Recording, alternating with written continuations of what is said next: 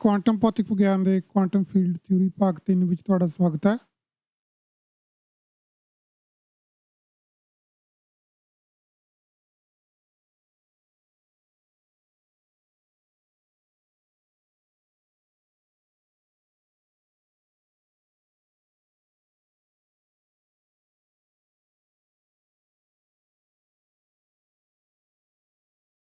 तो ਅੱਜ ਅਸੀਂ 4 ਟੌਪਿਕ ਪੜਾਂਗੇ। Wave number, occupation number, quantum field ਅਤੇ ਸਕੈਟਰਿੰਗ ਧਾਰਨਾ। ਤੇ ਇਹਨਾਂ ਦੇ ਨਾਲ ਅਸੀਂ 4 ਫਾਰਮੂਲੇ ਵੀ ਲਿਖੇ ਨੇ। E=IKX, P=HK। ਤੇ ਪਹਿਲੇ ਵੇਵ ਨੰਬਰ ਵਾਲੇ ਵਿੱਚ ਪੜਾਂਗੇ ਤੇ ਦੂਜਾ ਆਕੂਪੇਸ਼ਨ ਨੰਬਰ ਬਾਰੇ ਪੜਾਂਗੇ ਤੇ ਤੀਜਾ ਕੁਆਂਟਮ ਫੀਲਡ ਬਾਰੇ ਤੇ ਚੌਥਾ ਕਣਾਂ ਨੂੰ ਖਤਮ ਕਰਨ ਤੇ ਪੈਦਾ ਕਰਨ ਦੇ ਬਾਰੇ ਪੜਾਂਗੇ।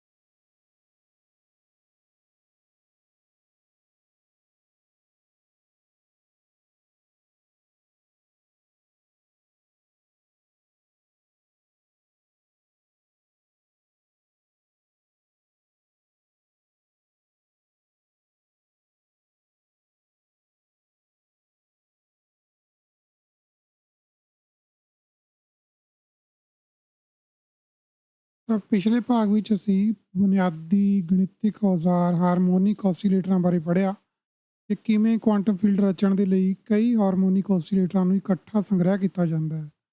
ਤੇ ਅਸੀਂ ਪੀਰੀਓਡਿਕ ਸਪੇਸ ਦੀ ਗੱਲ ਕੀਤੀ ਜੋ ਇੱਕ ਲਾਭਕਾਰੀ ਚਲਾਕੀ ਹੈ ਜਿਸ ਨਾਲ ਮੋਮੈਂਟਮ ਸੁਰੱਖਿਅਤਾ ਵਾਸਤੇ ਖੱਬੇ ਜਾਂ ਸੱਜੇ ਪਾਸੇ ਦੀ ਦਿਸ਼ਾ ਵਾਲੀਆਂ ਤਰੰਗਾਂ ਦੀ ਗਤੀ ਦੀ ਦਿਸ਼ਾ ਬਰਕਰਾਰ ਰਹਿੰਦੀ ਹੈ ਅਤੇ ਅਨੰਤ ਸਪੇਸ ਦਾ ਅਧਿਐਨ ਨਹੀਂ ਕਰਨਾ ਪੈਂਦਾ। ਤਾਂ ਅੱਜ ਅਸੀਂ ਉਸ ਤੋਂ ਅਗਲੇ ਟੌਪਿਕ ਵੇਵ ਨੰਬਰ ਤੇ 3 ਹੋਰ ਟੌਪਿਕ ਪੜਾਂਗੇ। ਆਓ ਸ਼ੁਰੂਆਤ ਕਰਦੇ ਹਾਂ।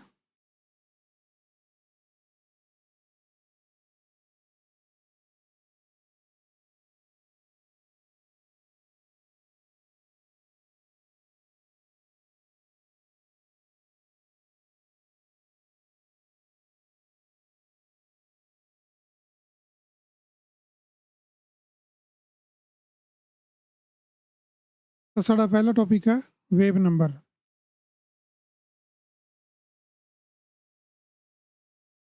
ਪੀਰੀਓਡਿਕ ਸਪੇਸ ਦੇ ਵਿੱਚ ਗਤੀ ਕਰਦੀ ਕੋਈ ਵੇਵ ਸਾਈਨ ਅਤੇ ਕੋਜ਼ਾਈਨ ਟ੍ਰਿਗਨੋਮੈਟ੍ਰਿਕ ਫੰਕਸ਼ਨਾਂ ਦੇ ਰੂਪ ਦੇ ਵਿੱਚ ਜਾਂ ਐਕਸਪੋਨੈਂਸ਼ੀਅਲ ਰੂਪ ਦੇ ਵਿੱਚ ਇਸ ਤਰ੍ਹਾਂ ਨਾਲ ਲਿਖੀ ਜਾ ਸਕਦੀ ਹੈ। e⁻IKX,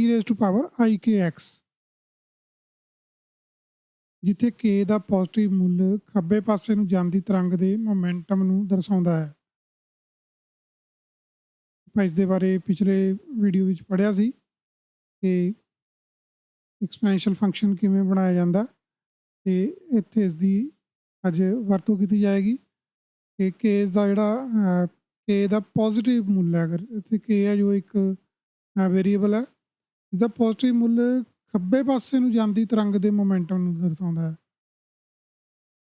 ਅਤੇ ਨੈਗੇਟਿਵ ਮੁੱਲ ਸੱਜੇ ਪਾਸੇ ਦੀ ਦਿਸ਼ਾ ਵੱਲ ਗਤੀ ਕਰਦੀ ਤਰੰਗ ਨੂੰ ਦਰਸਾਉਂਦਾ ਹੈ, ਤਰੰਗ ਦੇ ਮੋਮੈਂਟਮ ਨੂੰ ਦਰਸਾਉਂਦਾ ਹੈ ਜੋ ਅਗਰ k ਦੀ ਵੈਲਿਊ ਨੈਗੇਟਿਵ ਹੋਵੇ।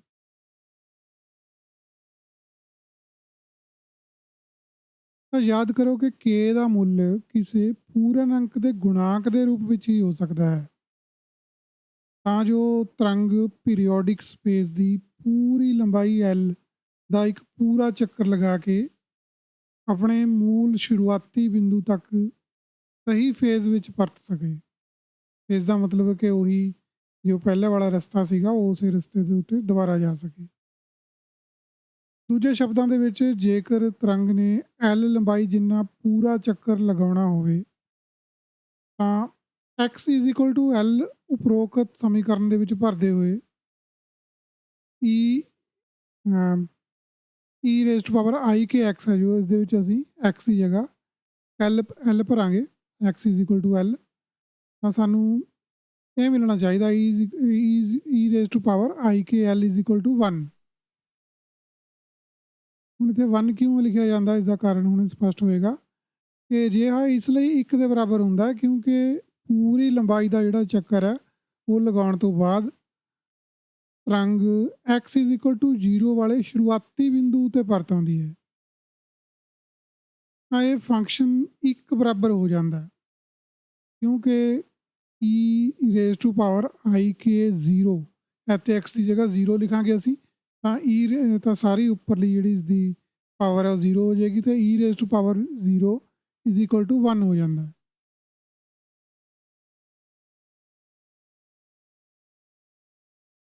ਇਸ ਦਾ ਅਰਥ ਇਹ ਵੀ ਬਣਦਾ ਹੈ ਕਿ KL ਦਾ ਮੁੱਲ ਜ਼ਰੂਰ ਹੀ 2 ਪਾਈ ਜਾਂ 2 ਪਾਈ ਦੇ ਕਿਸੇ ਪੂਰਨ ਅੰਕ n ਦੇ ਗੁਣਾਂਕ 2 ਪਾਈ n ਦੇ ਬਰਾਬਰ ਹੋਣਾ ਚਾਹੀਦਾ ਹੈ।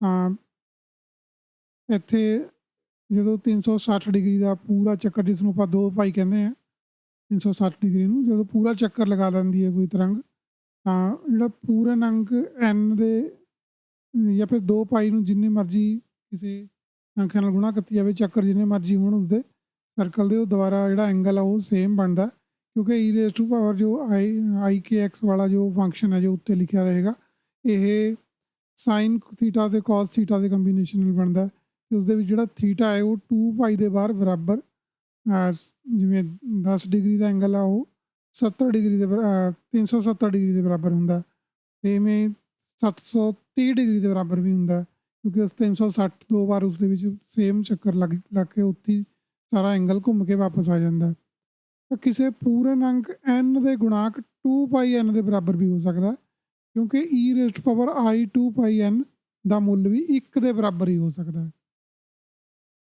ਜਿਵੇਂ ਕਿ ਇਹ ਫੰਕਸ਼ਨ ਇਸ ਤਰ੍ਹਾਂ ਵੀ ਲਿਖਿਆ ਜਾ ਸਕਦਾ ਕਿ e raise to power i K x is equal to cos kx plus i sin kx।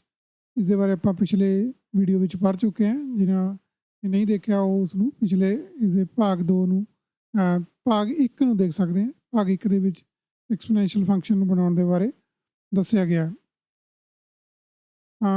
e raise to power i K x is equal to cos kx plus i sin kx ਦੇ ਰੂਪ ਦੇ ਵਿੱਚ ਵੀ ਇਸ ਨੂੰ ਲਿਖ ਸਕਦੇ ਹਾਂ। ਇੱਥੇ x ਦੀ ਬਜਾਏ ਅਸੀਂ l ਲਵਾਂਗੇ x ਦੀ ਜਗ੍ਹਾ l ਲਿਖਾਂਗੇ ਤਾਂ e raise to power i K l is equal to cos kl plus i sin kl। ਇੱਥੇ ਜੋ kl ਹੈ ਜਾਂ ਇੱਥੇ ਜੋ kx ਹੈ ਥੀਟੇ ਦੇ ਬਰਾਬਰ ਹੈ ਐਂਗਲ ਪੂਰਾ ਇਹ ਆਇਓਟਾ ਅੰਡਰ ਰੂਟ -1 ਹੈ ਜਿਵੇਂ ਤੁਸੀਂ ਸਾਰੇ ਜਾਣਦੇ ਆ ਤੇ ਐਕਸਪੋਨੈਂਸ਼ੀਅਲ ਫੰਕਸ਼ਨ i ਕੇ l ਤੇ ਅਗਰ ਅਸੀਂ i ਕੇ l ਦੀ ਜਗ੍ਹਾ 2 ਪਾਈ ਲਿਖਦੇ ਹਾਂ kl ਦੀ ਜਗ੍ਹਾ 2 ਪਾਈ ਲਿਖਦੇ ਹਾਂ ਜਿਵੇਂ ਇੱਥੇ ਉੱਪਰ kl ਤੋਂ kl ਦੀ ਜਗ੍ਹਾ 2 ਪਾਈ ਲਿਖਣ ਦੀ ਗੱਲ ਹੋਈ ਹੈ ਤਾਂ ਇਹ ਫੰਕਸ਼ਨ kl ਦੀ ਜਗ੍ਹਾ 2 ਪਾਈ ਲਿਖਣ ਦੇ ਨਾਲ cos 2 pi plus i sin 2 pi is equal to 1 ਬਣਨਾ ਚਾਹੀਦਾ।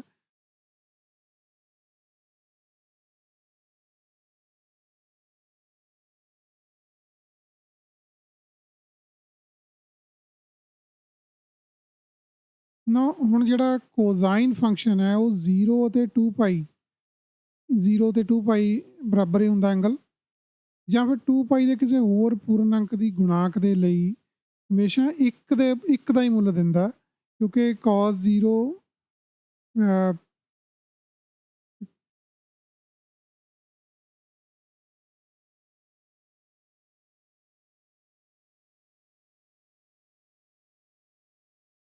cos 0 1 ਤੇ sin 0 ਹੈ ਜੋ ਇਸ ਦੀ ਵੈਲਿਊ ਆਪਸ ਵਿੱਚ ਉਲਟ ਹੁੰਦੀ ਹੈ ਦੋਨਾਂ ਵਿੱਚੋਂ 1 0 ਹੋ ਜਾਂਦਾ ਹੈ। cos 0 ਦੇ ਵੇਲੇ ਫੰਕਸ਼ਨ ਦੀ ਵੈਲਿਊ 1 ਹੁੰਦੀ ਹੈ ਤੇ sin 0 ਦੇ ਵੇਲੇ ਜਾਂ 2 ਪਾਈ ਦੇ ਵੇਲੇ ਵੈਲਿਊ ਜਿਹੜੀ ਉਹ 0 ਹੋ ਜਾਂਦੀ ਹੈ। ਇਹ ਦੋਨਾਂ ਦਾ ਜਿਹੜਾ ਜੋੜ ਹੈ ਉਹ 1 ਦੇ ਬਰਾਬਰ ਹੀ ਰਹੇਗਾ ਕਿਉਂਕਿ ਕੋਜ਼ਾਈਨ ਫੰਕਸ਼ਨ 0 ਅਤੇ 2 ਪਾਈ ਜਾਂ 2 ਪਾਈ ਦੇ ਹੋਰ ਕਿਸੇ ਪੂਰਨ ਅੰਕ ਦੇ ਗੁਣਾਂਕ ਦੇ ਲਈ ਹਮੇਸ਼ਾ 1 ਦਾ ਮੁੱਲ ਦਿੰਦਾ ਤੇ ਸਾਈਨ ਫੰਕਸ਼ਨ ਇਹਨਾਂ ਮੁੱਲਾਂ ਵਾਸਤੇ 0 ਹੋ ਜਾਂਦਾ ਹੈ। ਤਾਂ ਜਿਹੜੀ ਦੂਜੀ ਟਰਮ ਹੈ ਇਹ ਹਮੇਸ਼ਾ 0 ਰਹਿੰਦੀ ਹੈ ਜਦੋਂ ਫੰਕਸ਼ਨ ਸ਼ੁਰੂ ਹੁੰਦਾ ਜਦੋਂ ਐਂਗਲ ਸ਼ੁਰੂ ਹੁੰਦਾ ਫੰਕਸ਼ਨ ਦਾ। ਤਾਂ ਕਿਸੇ ਪੂਰਨ ਅੰਕ n ਦੇ ਨਾਲ ਗੁਣਾ ਕਰਨ 'ਤੇ ਵੀ ਜੋ ਕੋਣ ਬਣਦਾ ਹੈ ਉਹ ਵਾਪਿਸ 0 ਡਿਗਰੀ ਉੱਤੇ ਹੀ ਆ ਜਾਂਦਾ ਹੈ। ਇਸ ਲਈ ਹਰੇਕ ਚੱਕਰ ਦੇ ਬਾਅਦ ਕਿਸੇ ਤਰੰਗ ਦੀ ਪੋਜੀਸ਼ਨ ਦਾ ਜਿਹੜਾ ਵਾਪਸ ਸ਼ੁਰੂਆਤੀ ਬਿੰਦੂ ਤੱਕ ਪਰਤਣ ਦੇ ਲਈ ਇਹ ਸ਼ਰਤ ਜ਼ਰੂਰੀ ਹੋ ਜਾਂਦੀ ਹੈ ਤਾਂ ਜੋ ਇਹ ਫੰਕਸ਼ਨ 1 ਦਾ ਮੁੱਲ ਪ੍ਰਾਪਤ ਕਰ ਸਕੇ।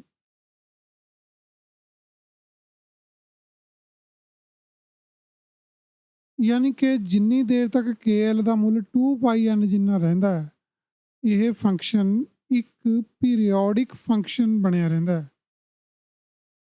ਇਸ ਨੂੰ ਇੰਜ ਵੀ ਲਿਖਿਆ ਜਾ ਸਕਦਾ ਹੈ ਕਿ KL = 2πn। ਤਾਂ KL ਦੀ ਵੈਲਿਊ ਜਦੋਂ 2πn ਹੁੰਦੀ ਹੈ ਉਦੋਂ ਇਹ ਪੀਰੀਓਡਿਕ ਫੰਕਸ਼ਨ ਬਣਦਾ ਤੇ K ਦੀ ਵੈਲਿਊ ਹੈ ਜਿੱਥੇ L ਨੂੰ ਅਸੀਂ ਉਧਰਲੀ ਸਾਈਡ ਲੈ ਕੇ ਜਾਂਦੇ ਹਾਂ ਤਾਂ 2πn/L ਬਣਦੀ ਹੈ K ਦੀ ਵੈਲਿਊ। ਤੇ ਜੋ ਇਹ K ਦੀ ਵੈਲਿਊ ਹੈ 2πn/L ਇਸ ਨੂੰ ਤਰੰਗ ਸੰਖਿਆ ਜਾਂ ਵੇਵ ਨੰਬਰ ਕਹਿੰਦੇ ਹਨ। ਤਰੰਗ ਸੰਖਿਆ ਜਾਂ ਵੇਵ ਨੰਬਰ। ਤੇ ਧਿਆਨ ਰਹੇ ਕਿ ਇੱਥੇ ਵਰਤਿਆ ਜਾਣ ਵਾਲਾ ਨੰਬਰ n ਬਾਅਦ ਵਿੱਚ ਵਰਤੇ ਜਾਣ ਵਾਲੇ ਇੱਕ ਹੋਰ ਸਮਾਲ n ਤੋਂ ਵੱਖਰਾ ਸਮਝਿਆ ਜਾਣਾ ਚਾਹੀਦਾ ਹੈ ਜੋ ਕੁਆਂਟਿਆਂ ਦੀ ਗਿਣਤੀ ਦਰਸਾਉਣ ਲਈ ਵਰਤਿਆ ਜਾਂਦਾ ਹੈ। ਇੱਥੇ 2 ਟਾਈਪ ਦੇ n ਵਰਤੇ ਜਾਣਗੇ। ਇੱਥੇ ਜਿਹੜਾ n ਵਰਤਿਆ ਗਿਆ ਇਹ ਵੇਵ ਨੰਬਰ ਦੇ ਲਈ ਹੈ ਤੇ ਇੱਕ ਬਾਅਦ ਵਿੱਚ ਹੋਰ ਵਰਤਿਆ ਜਾਏਗਾ ਜੋ ਕੁਆਂਟਿਆਂ ਦੀ ਗਿਣਤੀ ਦਰਸਾਉਣ ਲਈ ਵਰਤਿਆ ਜਾਏਗਾ। ਇੱਥੇ ਵਰਤਿਆ ਗਿਆ n ਹੈ ਜੋ ਇਹ ਫਰੀਕੁਐਂਸੀ ਦੀ ਮਾਤਰਾ ਨਾਲ ਸੰਬੰਧਿਤ ਹੁੰਦਾ ਹੈ। ਜਿਹੜਾ ਇਹ ਵਾਲਾ n ਹੈ 2πn ਕਿ ਕਿੰਨੇ ਚੱਕਰ ਉਹ ਲਗਾਉਂਦਾ ਜਾਂ ਕਿੰਨੇ ਟਾਈਮ ਦੇ ਵਿੱਚ ਕੋਈ ਜਿਹੜੀ ਵੇਵ ਹੈ ਉਹ ਕਿੰਨੇ ਚੱਕਰ ਲਗਾਉਂਦੀ ਹੈ ਤੇ ਉਸਦੇ ਨਾਲ ਉਹਦੀ ਫਰੀਕੁਐਂਸੀ ਬਣਦੀ ਹੈ। ਤਾਂ ਇਹ ਜਿਹੜਾ ਕੈਪੀਟਲ n ਹੈ ਫਰੀਕੁਐਂਸੀ ਦੀ ਮਾਤਰਾ ਨਾਲ ਸੰਬੰਧਿਤ ਹੁੰਦਾ ਜਾਂ ਫਿਰ ਮੋਮੈਂਟਮ ਦੇ ਮੁੱਲ ਨੂੰ ਨਿਰਧਾਰਿਤ ਕਰਦਾ ਹੈ ਕਿਉਂਕਿ ਜਿਹੜੀ ਫਰੀਕੁਐਂਸੀ ਹੈ ਇਹ ਮੋਮੈਂਟਮ ਦੇ ਨਾਲ ਸਿੱਧੀ ਰਿਲੇਸ਼ਨ ਰੱਖਦੀ ਹੈ। ਇਹ ਪੀਰੀਓਡਿਕ ਸਪੇਸ ਦੀ ਕੁੱਲ ਲੰਬਾਈ L ਦੇ ਲਈ ਕੁਆਂਟਾਈਜੇਸ਼ਨ ਦੀ ਉਸ ਸ਼ਰਤ ਨੂੰ ਦਰਸਾਉਂਦਾ ਹੈ ਕਿ ਇਸ ਸਭ ਤੋਂ ਵੱਡੀ ਤਰੰਗ ਲੰਬਾਈ ਦੇ ਅੰਦਰ ਹੋਰ ਤਰੰਗ ਲੰਬਾਈਆਂ ਦੀ ਪੂਰੀ ਮਾਤਰਾ ਪੂਰਨ ਅੰਕਾਂ ਦੀ ਗਿਣਤੀ ਵਿੱਚ ਫਿੱਟ ਹੋਣੀ ਚਾਹੀਦੀ ਹੈ। ਇਹ ਆਪਾਂ ਪਹਿਲਾਂ ਵੀ ਕਾਫੀ ਜ਼ੋਰ ਦੇ ਕੇ ਇਸ ਨੂੰ ਪੜ੍ਹਿਆ ਪਿਛਲੇ ਚੈਪਟਰਾਂ ਦੇ ਵਿੱਚ ਪਿਛਲੇ ਕਿ ਜਿਹੜੀ ਪੀਰੀਓਡਿਕ ਸਪੇਸ ਦੀ ਟੋਟਲ ਲੰਬਾਈ ਹੈ ਕੈਪੀਟਲ L ਉਸਦੇ ਲਈ ਕੁਆਂਟਾਈਜੇਸ਼ਨ ਦੀ ਜਿਹੜੀ ਸ਼ਰਤ ਹੈ ਉਹ ਇਹ ਹੈ ਕਿ ਇਸ ਦੀ ਜਿਹੜੀ ਸਭ ਤੋਂ ਵੱਡੀ ਤਰੰਗ ਲੰਬਾਈ ਹੈ ਉਹ ਉਸਦੇ ਅੰਦਰ ਹੋਰ ਤਰੰਗ ਲੰਬਾਈਆਂ ਦੀ ਪੂਰੀ ਮਾਤਰਾ ਫਿੱਟ ਹੋਣੀ ਚਾਹੀਦੀ ਹੈ। ਯਾਨੀ ਕਿ ਜਾਂ ਤਾਂ ਉਹ ਪੂਰੀ L ਹੋਵੇ ਜਾਂ ਫਿਰ L ਤੋਂ ਅੱਧੀ ਹੋਵੇ। L ਤੋਂ ਅੱਧੀ ਵੀ ਉਸਦੀਆਂ 2 ਤਰੰਗਾਂ ਬਣਨਗੀਆਂ ਜਾਂ 2 ਉਸਦੀਆਂ ਵੇਵ ਲੈਂਥਾਂ ਬਣਨਗੀਆਂ ਜਾਂ ਫਿਰ 3 ਹਿੱਸੇ 'ਚ ਹੋਵੇ ਕਿ ਉਸਦੀਆਂ 3 ਪੂਰੀਆਂ ਲੈਂਥਾਂ ਬਣਨ ਜਾਂ 4 ਕਿਉਂਕਿ ਤਾਂ ਹੀ ਉਹ ਫਿਰ ਉਹ ਵਾਪਸ ਉਸੇ ਸਥਾਨ 'ਤੇ ਆ ਸਕਦੀ ਹੈ ਜਦੋਂ ਪੂਰਾ ਚੱਕਰ ਲਗਾਉਣ ਤੋਂ ਬਾਅਦ। ਇਸ ਗੱਲ ਨੂੰ ਤੁਹਾਨੂੰ ਸਮਝ ਮੇਰੇ ਖਿਆਲ ਨਾਲ ਆ ਗਈ ਹੋਏਗੀ।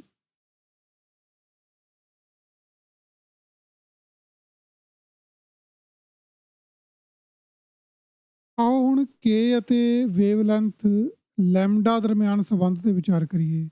ਉਪਰੋਕਤ ਸਮੀਕਰਨ ਦੇ ਵਿੱਚ x ਦੀ ਥਾਂ ਇੱਕ ਪੂਰੀ L ਜਿੰਨੀ ਲੰਬਾਈ ਵਾਲੀ ਤਰੰਗ ਲੰਬਾਈ ਵੇਵ ਲੈਂਥ ਲੈਮਡਾ ਭਰ ਕੇ ਅਸੀਂ ਦੇਖ ਸਕਦੇ ਹਾਂ ਕਿ ਤਰੰਗ ਫੰਕਸ਼ਨ ਦੇ ਇੱਕ ਹੋਣ ਦੇ ਵਾਸਤੇ K ਲੈਮਡਾ ਦਾ ਮੁੱਲ ਜ਼ਰੂਰੀ ਇੱਥੇ KL ਦੀ ਜਗ੍ਹਾ ਹੁਣ K ਲੈਮਡਾ ਲਿਖ ਰਹੇ ਹਾਂ ਅਸੀਂ KL ਦਾ ਮੁੱਲ ਜ਼ਰੂਰੀ 2π ਦੇ ਬਰਾਬਰ ਹੋਣਾ ਚਾਹੀਦਾ ਜਾਂ ਫਿਰ 2πn ਹੋਣਾ ਚਾਹੀਦਾ। ਤੇ ਇੱਥੇ n ਕਿਉਂਕਿ 1 ਹੈ ਕਿਉਂਕਿ ਪਹਿਲੀ ਤਰੰਗ ਲੰਬਾਈ ਦੀ ਗੱਲ ਹੋ ਰਹੀ ਹੈ ਇਸ ਲਈ ਇੱਥੇ 2π ਇਹਦੇ ਬਰਾਬਰ ਇਸ ਦੀ ਵੈਲਿਊ ਹੋਣੀ ਚਾਹੀਦੀ ਹੈ ਯਾਨੀ ਕਿ K ਲੈਮਡਾ = 2π ਹੋਣਾ ਚਾਹੀਦਾ।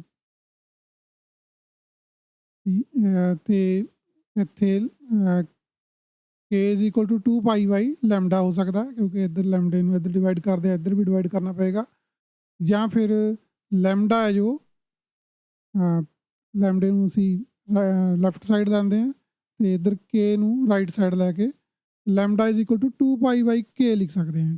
2π डिवाइडेड बाय के है जो साडा वेव नंबर है, लैम्डा वेव लेंथ है।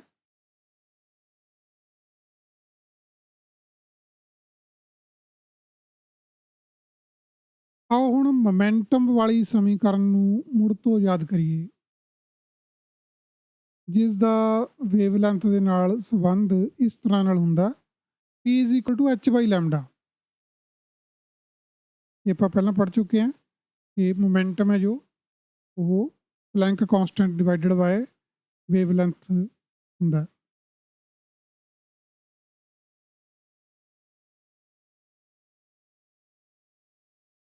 ਇਸ ਵਿੱਚ ਵੇਵ ਲੈਂਥ ਲੈਮਡਾ ਦਾ ਜਿਹੜਾ ਉੱਪਰਲੀ ਸਮੀਕਰਨ ਵਾਲਾ ਮੁੱਲ ਭਰ ਸਕਦੇ ਆਪਾਂ, ਲੈਮਡਾ ਇਜ਼ ਇਕੁਅਲ ਟੂ 2 ਪਾਈ ਬਲੀਕ ਕੇ ਵਾਲਾ, ਤੇ ਅਸੀਂ ਮੋਮੈਂਟਮ ਅਤੇ ਵੇਵ ਨੰਬਰ ਦਰਮਿਆਨ ਸੰਬੰਧ ਇਸ ਤਰ੍ਹਾਂ ਲਿਖ ਸਕਦੇ ਹਾਂ, P is equal to H by lambda, ਤੇ ਲੈਮਡਾ ਦੀ ਜਗ੍ਹਾ ਅਸੀਂ 2 ਪਾਈ ਬਾਈ ਕੇ ਲਿਖ ਸਕਦੇ ਹਾਂ, ਤੇ 2 ਪਾਈ ਬਾਈ ਕੇ ਇੱਥੇ ਉਲਟ ਜਾਏਗਾ ਕਿਉਂਕਿ ਲੈਮਡਾ ਆਲਰੇਡੀ डिवीजन ਵਿੱਚ ਲਿਖਿਆ हुआ है, हाँ डिवीजन ਵਿੱਚ 2 ਪਾਈ के ऊपर चले जाएगा, हाँ एच के 2 ਪਾਈ वैल्यू बन जाती है इसकी।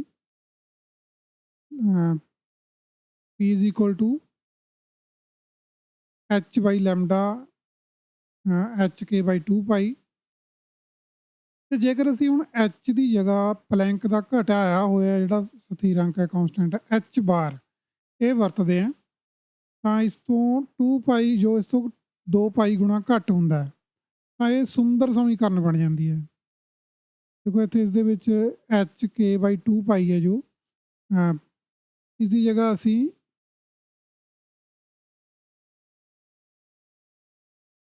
ਐਚ ਬਾਈ 2 ਪਾਈ ਨੂੰ ਇਕੱਠਾ ਲਿਖਦੇ ਹਾਂ ਤੇ ਕੇ ਨੂੰ ਬਾਅਦ ਵਿੱਚ ਲਿਖਦੇ ਹਾਂ।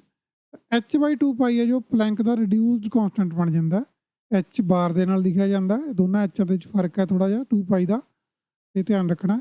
ਤਾਂ ਇਹ ਸਮੀਕਰਨ ਜਿਹੜੀ P is equal to H K ਬਣ ਜਾਂਦੀ ਹੈ, ਤੇ ਇਸ ਨੂੰ ਤੁਹਾਨੂੰ ਹਮੇਸ਼ਾ ਯਾਦ ਰੱਖਣਾ ਪਏਗਾ, ਬੜੀ ਸਿੰਪਲ ਸਮੀਕਰਨ ਹੈ P is equal to H K.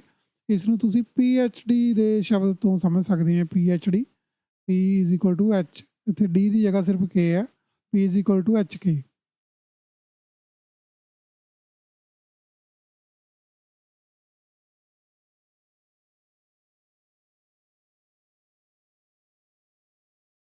ਅਰਥਾਤ ਇਹ ਵੇਵ ਨੰਬਰ ਕੇ ਹੈ ਜੋ ਇਹ ਮੋਮੈਂਟਮ P ਦੇ ਨਾਲ ਸਿੱਧੇ ਤੌਰ 'ਤੇ ਸੰਬੰਧਿਤ ਹੁੰਦਾ ਹੈ, ਅਤੇ ਇਹ ਪਲੈਂਕ ਸਥਿਰਾਂਕ ਐਚ ਬਾਰ ਦੀਆਂ ਯੂਨਿਟਾਂ ਦੇ ਵਿੱਚ ਆਉਂਦਾ।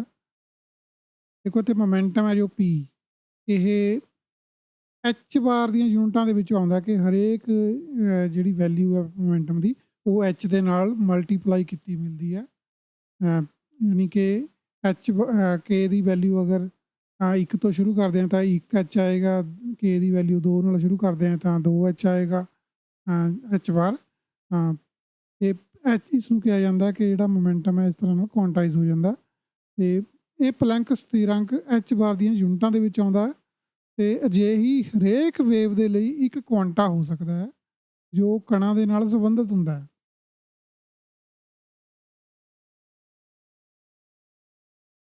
ਅਸੀਂ ਕੁਆਂਟਿਆਂ ਦੀ ਗਿਣਤੀ ਨੂੰ ਮੋਮੈਂਟਮ P ਦੇ ਨਾਲ ਦਰਸਾਉਂਦੇ ਹਾਂ, ਜਾਂ ਇਸ ਦੇ ਸਮਾਨ ਹੀ ਕਿਸੇ ਦਿੱਤੇ ਹੋਏ ਵੇਵ ਨੰਬਰ K ਦੇ ਨਾਲ ਦਰਸਾਉਂਦੇ ਹਾਂ ਕਿ ਇਸ ਦੇ ਲਈ ਕਿੰਨੇ ਕੁਆਂਟੇ ਮੌਜੂਦ ਹਨ। ਹੁਣ ਸਾਨੂੰ ਕੁਆਂਟਿਆਂ ਦੀ ਗਿਣਤੀ ਦਰਸਾਉਣ ਲਈ ਹਰੇਕ ਪੂਰਨ ਅੰਕ ਦੇ ਲਈ ਇੱਕ ਹੋਰ ਪੂਰਨ ਅੰਕ ਦੀ ਜ਼ਰੂਰਤ ਪੈਂਦੀ ਹੈ, ਪੂਰਨ ਅੰਕ ਦੀ ਵਿਸ਼ੇਸ਼ਤਾ ਜੋੜਨ ਦੀ ਜ਼ਰੂਰਤ ਪੈਂਦੀ ਹੈ, ਕਿਉਂਕਿ ਕੇ ਪਹਿਲਾਂ ਤੋਂ ਹੀ ਪੂਰਨ ਅੰਕਾਂ ਦੇ ਨਾਲ ਸਿੱਧੇ ਤੌਰ 'ਤੇ ਸੰਬੰਧਿਤ ਹੁੰਦਾ। ਇੱਕ ਵਾਰ ਇਸ ਨੂੰ ਫੇਰ ਪੜ੍ਹਦੇ ਹਾਂ। ਅਸੀਂ ਕੁਆਂਟਿਆਂ ਦੀ ਗਿਣਤੀ ਨੂੰ ਮੋਮੈਂਟਮ P ਦੇ ਨਾਲ ਦਰਸਾਉਂਦੇ ਹਾਂ, ਜਾਂ ਇਸ ਦੇ ਸਮਾਨ ਹੀ ਦਿੱਤੇ ਹੋਏ ਵੇਵ ਨੰਬਰ K ਦੇ ਨਾਲ ਦਰਸਾਉਂਦੇ ਹਾਂ। ਤਾਂ ਇੱਥੇ ਜੋ ਇਕੁਏਸ਼ਨ ਹੈ ਇਸ ਦੇ ਵਿੱਚ ਅਸੀਂ P ਦੇ ਨਾਲ ਵੀ ਦਰਸਾ ਸਕਦੇ ਹਾਂ ਕੁਆਂਟੇ ਦੀ ਗਿਣਤੀ ਨੂੰ, ਤੇ K ਨਾਲ ਵੀ ਦਰਸਾ ਸਕਦੇ ਹਾਂ, ਕਿਉਂਕਿ ਇਹਨਾਂ 'ਚ ਐਚ ਬਾਰ ਦਾ ਹੀ ਫਰਕ ਹੁੰਦਾ। ਤੇ ਕੁਆਂਟਿਆਂ ਦੀ ਗਿਣਤੀ ਨੂੰ ਦਰਸਾਉਣ ਲਈ ਸਾਨੂੰ ਪੂਰਨ ਅੰਕਾਂ ਦੇ ਲਈ ਇੱਕ ਹੋਰ ਪੂਰਨ ਅੰਕ ਇੰਟੀਜਰ ਦੀ ਜ਼ਰੂਰਤ ਪੈਂਦੀ ਹੈ, ਜੋ ਕਿਉਂਕਿ ਜਿਹੜਾ K ਹੈ ਉਹ ਆਲਰੇਡੀ ਇੱਕ ਇੰਟੀਜਰ ਦੇ ਨਾਲ ਸਿੱਧੇ ਤੌਰ 'ਤੇ ਸੰਬੰਧਿਤ ਹੁੰਦਾ ਹੈ, ਕਿਉਂਕਿ ਵੇਵ ਨੰਬਰ ਵੀ ਦੱਸਦਾ ਕਿ ਇਸ ਲਈ ਕੁਆਂਟਿਆਂ ਦੀ ਗਿਣਤੀ ਦੇ ਲਈ ਸਾਨੂੰ ਇੱਕ ਡਿਫਰੈਂਟ ਇੰਟੀਜਰ ਦੀ ਜ਼ਰੂਰਤ ਪੈਂਦੀ ਹੈ। ਇਹ ਅੱਗੇ ਤੁਸੀਂ ਹੋਰ ਪੜ੍ਹੋਗੇ ਤਾਂ ਤੁਹਾਨੂੰ ਸਪਸ਼ਟ ਹੋਏਗਾ ਕਿ ਕੀ ਗੱਲ ਹੋ ਰਹੀ ਹੈ।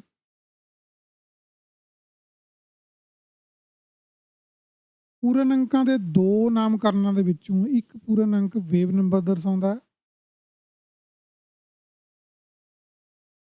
ਤੇ ਦੂਜਾ ਜਿਹੜਾ ਪੂਰਨ ਅੰਕ ਹੈ ਉਹ ਐਕੂਪੇਸ਼ਨ ਨੰਬਰ ਕਿਹਾ ਜਾਂਦਾ। ਤੇ ਇਹਦੇ ਵਿੱਚ ਫਰਕ ਹੈ, ਇਹਦਾ ਆਪਣਾ ਟਾਈਟਲ ਵੀ ਚੇਂਜ ਹੋ ਗਿਆ, ਆਕੂਪੇਸ਼ਨ ਨੰਬਰ। ਤਾਂ ਪਹਿਲਾਂ ਵੇਵ ਨੰਬਰ ਸੀ, ਇੱਥੇ ਹੁਣ ਐਕੂਪੇਸ਼ਨ ਨੰਬਰ ਦੀ ਗੱਲ ਹੋਏਗੀ। ਇਸ ਦਾ ਮਤਲਬ ਹੈ ਜੋ ਥੋੜੀ ਦੇਰ ਤੱਕ ਸਪਸ਼ਟ ਹੋ ਜਾਏਗਾ, ਜਿਸ ਦਾ ਅਰਥ ਹੈ ਕਿ ਸਪੇਸ ਦੇ ਵਿੱਚ ਉਸ ਵਿਸ਼ੇਸ਼ ਤਰੰਗ ਦੇ ਸਥਾਨ ਨੂੰ ਘੇਰਨ ਵਾਲੇ ਕੁਆਂਟਿਆਂ ਦੀ ਗਿਣਤੀ।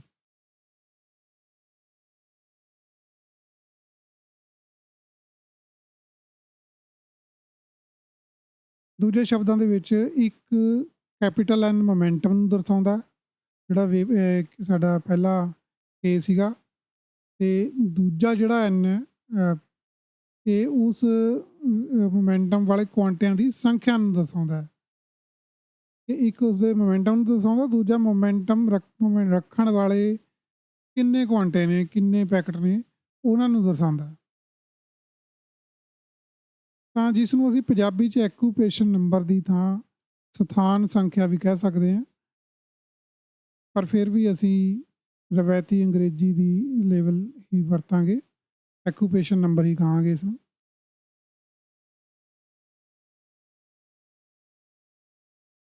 P is equal to H K, ਤੇ ਹਮੇਸ਼ਾ ਮੈਂ ਇਕੁਏਸ਼ਨ ਨਾਲ ਨਾਲ ਲਿਖਦਾ ਜਾ ਰਿਹਾ। ਤਾਂ ਜੇਕਰ ਪਲੈਂਕ ਕਾਂਸਟੈਂਟ ਐਚ ਬਾਰ ਦੇ ਮੁੱਲ ਨੂੰ 1 ਦੇ ਬਰਾਬਰ ਯੂਨਿਟਾਂ 'ਚ ਫਿੱਟ ਕੀਤਾ ਜਾਵੇ ਇਸ ਇਕੁਏਸ਼ਨ ਦੇ ਵਿੱਚ, ਅਗਰ ਐਚ ਨੂੰ ਅਸੀਂ 1 ਸਮਝ ਲਈਏ, 1 ਕੀਤਾ ਜਾ ਸਕਦਾ ਕਿਉਂਕਿ ਯੂਨਿਟਾਂ ਇਸ ਤਰ੍ਹਾਂ ਦੀਆਂ ਲਈਆਂ ਜਾ ਸਕਦੀਆਂ ਜੋ ਐਚ ਦੀ ਵੈਲਿਊ ਹੈ ਜਿਹੜੀ ਨਿਊਮੈਰੀਕਲ ਵੈਲਿਊ ਉਹ 1 ਬਣਾ ਦੇਵੇ। ਤਾਂ ਫਿਰ ਅਸੀਂ P ਇਜ਼ ਇਕੁਅਲ ਟੂ ਕੇ ਲਿਖ ਸਕਦੇ ਹਾਂ। ਮੋਮੈਂਟਮ ਅਤੇ ਕੇ ਇੱਕੋ ਸਮਾਨ ਹੋ ਜਾਂਦੇ ਹਨ, ਤਾਂ P ਇਜ਼ ਇਕੁਅਲ ਟੂ ਕੇ ਹੋ ਸਕਦਾ ਹੈ, ਯਾਨੀ ਕਿ ਵੇਵ ਨੰਬਰ ਦੇ ਬਰਾਬਰ ਹੀ ਮੋਮੈਂਟਮ ਨੂੰ ਲਿਖਿਆ ਜਾ ਸਕਦਾ। ਇਸ ਲਈ ਅਸੀਂ ਕੇ ਵੇਵ ਨੰਬਰ ਨੂੰ ਮੋਮੈਂਟਮ ਕਹਿ ਸਕਦੇ ਹਾਂ ਫਿਰ। ਤੇ ਇਸ ਮੋਮੈਂਟਮ ਨੂੰ ਰੱਖਣ ਵਾਲੇ ਕੁਆਂਟਿਆਂ ਦੀ ਜਿਹੜੀ ਗਿਣਤੀ ਹੈ ਉਸ ਨੂੰ ਦਰਸਾਉਣ ਦੇ ਲਈ ਸਾਨੂੰ ਇੱਕ ਇੰਟੀਜਰ ਐਨ ਕੇ ਲਿਖਣ ਦੀ ਜ਼ਰੂਰਤ ਪੈਂਦੀ ਹੈ, ਜੋ ਆਕੂਪੇਸ਼ਨ ਨੰਬਰ ਹੁੰਦਾ ਹੈ। ਜਿਵੇਂ ਉੱਪਰ ਲਿਖਿਆ ਗਿਆ N1 N2 N3 N ਕੀ। ਦੇਖੋ ਇੱਥੇ ਇੱਕ N ਉਸਦੀ ਗਿਣਤੀ ਨੂੰ ਦਰਸਾਉਂਦਾ ਹਨ ਕਿ ਉਹ ਕਿਹੜੇ ਸਥਾਨ 'ਤੇ ਹੈ, ਪਹਿਲੇ 'ਤੇ ਹੈ, ਦੂਜੇ 'ਤੇ ਹੈ, ਤੀਜੇ 'ਤੇ ਹੈ।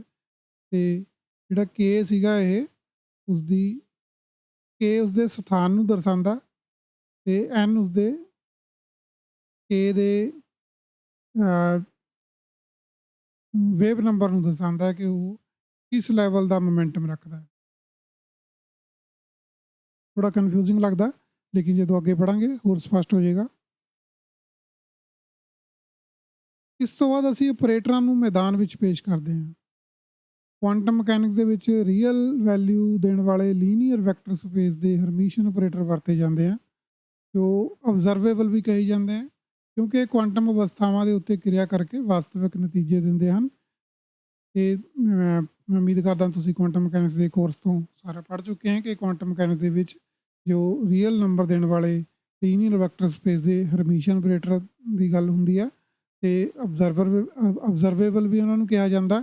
ਤੇ ਕੁਆਂਟਮ ਸਟੇਟਸ ਦੇ ਉੱਤੇ ਐਕਸ਼ਨ ਲੈ ਕੇ ਰੀਅਲ ਰਿਜ਼ਲਟ ਨੇ ਸਾਨੂੰ ਦਿੰਦੇ ਆ, ਜਿਨ੍ਹਾਂ ਨੂੰ ਆਪਾਂ ਆਈਗਨ ਵੈਲਿਊ ਕਹਿੰਦੇ ਹਾਂ। ਯਾਨੀ ਕਿ ਇਹਨਾਂ ਨੂੰ ਨਾਪਿਆ ਜਾ ਸਕਦਾ ਹੈ। ਇਹਨਾਂ ਦਾ ਜੋ ਸਿੱਧਾ ਮਤਲਬ ਹੈ ਇੱਕ ਸਿੰਪਲ ਕਿ ਇਹ ਆਬਜ਼ਰਵੇਬਲ ਦਾ ਮਤਲਬ ਸਿੱਧਾ ਅੰਗਰੇਜ਼ੀ ਦੇ ਵਿੱਚ ਇਹੀ ਹੁੰਦਾ ਕਿ ਨਾਪਣਯੋਗ, ਇਹਨਾਂ ਨੂੰ ਨਾਪਿਆ ਜਾ ਸਕਦਾ ਹੈ। ਤਾਂ ਪੋਜੀਸ਼ਨ, ਮੋਮੈਂਟਮ ਆਦਿ ਆਬਜ਼ਰਵੇਬਲਾਂ ਦੀ ਸ਼੍ਰੇਣੀ ਦੇ ਵਿੱਚ ਆਉਂਦੇ ਆ, ਜੋ ਅਕਸਰ ਨਾਪੇ ਜਾ ਸਕਣ ਯੋਗ ਹੁੰਦੇ ਹਨ। ਇਹਦੇ 'ਚ ਸਪਿਨ ਵੀ ਆਉਂਦਾ, ਤੇ ਹੋਰ ਵੀ ਕਈ ਐਨਰਜੀ ਵੀ ਆਉਂਦੀ ਹੈ, ਉਹ ਵੀ ਨਾਪੀ ਜਾ ਸਕਦੀ ਹੈ। ਮੋਮੈਂਟਮ, ਪੋਜੀਸ਼ਨ, ਇਹ ਸਾਰਾ ਆਬਜ਼ਰਵੇਬਲ ਕਹੇ ਜਾਂਦੇ ਆ। ਤੇ ਆਪਰੇਟ ਕਰਨ ਦਾ ਅਰਥ ਹੁੰਦਾ ਆਪਰੇਟ ਕਰਨ ਦਾ ਅਰਥ ਕਿਸੇ ਅਵਸਥਾ ਨੂੰ ਕਿਸੇ ਹੋਰ ਅਵਸਥਾ ਦੇ ਵਿੱਚ ਬਦਲਣਾ, ਆਪਰੇਟ ਕਰਨ ਦਾ। ਤੇ ਅਸੀਂ ਐਨ ਕੇ ਚਿੰਨ੍ਹ ਧਾਰਨਾ ਵਰਤੋਂ ਕਰਦੇ ਹੋਏ ਕਿਸੇ ਪੀਰੀਓਡਿਕ ਸਪੇਸ ਦੇ ਵਿੱਚ ਗਤੀ ਕਰਦੀ ਕਿਸੇ ਅਵਸਥਾ ਨੂੰ ਇਸ ਤਰੀਕੇ ਨਾਲ ਲਿਖ ਸਕਦੇ ਹਾਂ n1 n2 n3 ਜਾਂ n ਕੀ। ਇੱਥੇ ਤੁਸੀਂ ਦੇਖ ਰਹੇ ਹੋ ਕਿ 1 2 3 ਹੈ ਜੋ ਇਹ ਕੇ ਦੀ ਗਿਣਤੀ ਨੂੰ ਦਰਸਾਉਂਦਾ, ਕੇ ਦੀ ਵੈਲਿਊ ਨੂੰ ਦਰਸਾਉਂਦਾ ਕਿ ਕਿਹੜੇ ਸਥਾਨ ਦਾ ਕਿਹੜੇ ਮੋਮੈਂਟ ਕਿਹੜਾ ਵੇਵ ਨੰਬਰ ਹੈ ਕੇ, ਤੇ ਐਨ ਹੈ ਜੋ ਇਹ ਉਸਦੀ ਪੋਜੀਸ਼ਨ ਨੂੰ ਦਰਸਾਉਂਦਾ ਹੈ ਕਿ ਕਿੰਨਵੀਂ ਪੋਜੀਸ਼ਨ ਹੈ। ਇਹ ਆਟੋਮੈਟਿਕ ਇੱਥੇ ਪਹਿਲੀ ਪੋਜੀਸ਼ਨ ਹੈ, ਦੂਜੀ ਹੈ, ਤੀਜੀ ਹੈ, ਚੌਥੀ ਹੈ। ਤੇ ਇਸ ਦਾ ਸਾਰੇ ਦਾ ਲਿਖਣ ਦਾ ਕੀ ਮਕਸਦ ਹੈ ਇਹ ਅੱਗੇ ਆਪਾਂ ਨੂੰ ਸਪਸ਼ਟ ਹੋ ਜਾਏਗਾ।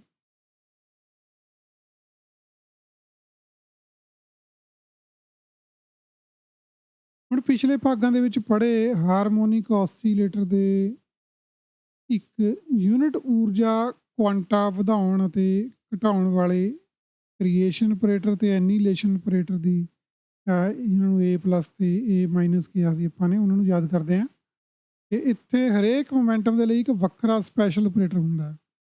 ਤਾਂ ਇੱਥੇ ਜਿਵੇਂ ਆਪਾਂ ਨੇ ਹਾਰਮੋਨਿਕ ਆਸੀਲੇਟਰ ਵਾਲੇ ਚੈਪਟਰ ਵਿੱਚ ਪੜ੍ਹਿਆ ਕਿ ਇੱਕ ਯੂਨਿਟ ਊਰਜਾ ਜੋ ਵਧਾਉਂਦਾ, ਊਰਜਾ ਤੇ ਇੱਕ ਯੂਨਿਟ ਊਰਜਾ ਦਾ ਕੁਆਂਟਾ ਜੋ ਵਧਾਉਂਦਾ ਜਾਂ ਘਟਾਉਂਦਾ ਹੈ ਇੰਨਾ ਹੀ ਇੱਕ ਯੂਨਿਟ ਊਰਜਾ, ਉਸ ਨੂੰ ਕ੍ਰੀਏਸ਼ਨ ਤੇ ਐਨੀਲੇਸ਼ਨ ਆਪਰੇਟਰ, ਰੇਜ਼ਿੰਗ ਆਪਰੇਟਰ ਜਾਂ ਲੋਅਰਿੰਗ ਆਪਰੇਟਰ ਕਹਿੰਦੇ ਆ ਆਪਾਂ ਉਸਨੂੰ, A ਪਲੱਸ ਤੇ A ਮਾਈਨਸ, ਤੇ ਇਹਨਾਂ ਦੀ ਹੁਣ ਵਰਤੋਂ ਕੀਤੀ ਜਾਏਗੀ। ਤੇ ਇੱਥੇ ਹਰੇਕ ਮੋਮੈਂਟਮ ਦੇ ਲਈ ਇੱਕ ਵੱਖਰਾ ਸਪੈਸ਼ਲ ਆਪਰੇਟਰ ਹੁੰਦਾ ਕਿ ਜੋ ਮੋਮੈਂਟਮ P ਹੈ ਇਸ ਦੇ ਹਰੇਕ ਵੈਲਿਊ ਦੇ ਲਈ ਇੱਕ ਵੱਖਰਾ ਸਪੈਸ਼ਲ ਆਪਰੇਟਰ ਹੁੰਦਾ। ਇਸ ਲਈ ਇਹਨਾਂ ਦਾ ਨਾਮਕਰਨ A ਪਲੱਸ ਕੇ ਅਤੇ A ਮਾਈਨਸ ਕੇ ਦੇ ਤੌਰ 'ਤੇ ਹੋਣਾ ਚਾਹੀਦਾ ਹੈ। ਇੱਥੇ ਦੇਖੋ ਜਿਵੇਂ ਜਿਹੜੀ ਵੇਵ ਨੰਬਰ ਦਾ ਆਪਰੇਟਰ ਹੈ ਉਸੇ ਦਾ ਨਾਮ ਉੱਥੇ ਲਿਖਿਆ ਹੋਣਾ ਚਾਹੀਦਾ ਹੈ। ਅਗਰ ਪਹਿਲੀ ਦਾ ਹੈ ਤਾਂ A ਪਲੱਸ 1 ਹੋਣਾ ਚਾਹੀਦਾ, ਦੂਜੀ ਦਾ ਤਾਂ A ਪਲੱਸ 2 ਹੋਣਾ ਚਾਹੀਦਾ। ਤਾਂ ਇਸ ਤਰ੍ਹਾਂ ਨਾਲ ਹੋਣਾ ਚਾਹੀਦਾ।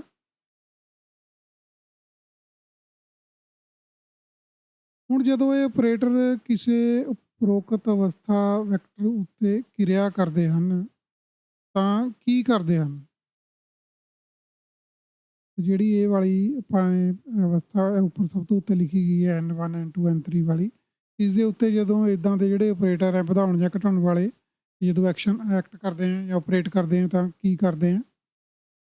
ਇਹ ਆਪਣੇ ਕੇ ਦੇ ਨਾਲ ਸੰਬੰਧਿਤ ਸਥਾਨ ਦੀ ਸਪੇਸ ਉੱਤੇ ਜਾਂਦੇ ਹਨ ਅਤੇ ਉਸ ਸਥਾਨ ਦੇ ਕੁਆਂਟਿਆਂ ਦੀ ਸੰਖਿਆ ਨੂੰ ਇੱਕ ਯੂਨਿਟ ਵਧਾ ਜਾਂ ਘਟਾ ਦਿੰਦੇ ਹਨ। ਆਓ ਹੁਣ ਇਹਨਾਂ ਆਪਰੇਟਰਾਂ ਤੇ ਕੁਆਂਟਮ ਫੀਲਡ ਦਰਮਿਆਨ ਸੰਬੰਧਾਂ ਤੇ ਵਿਚਾਰ ਕਰੀਏ।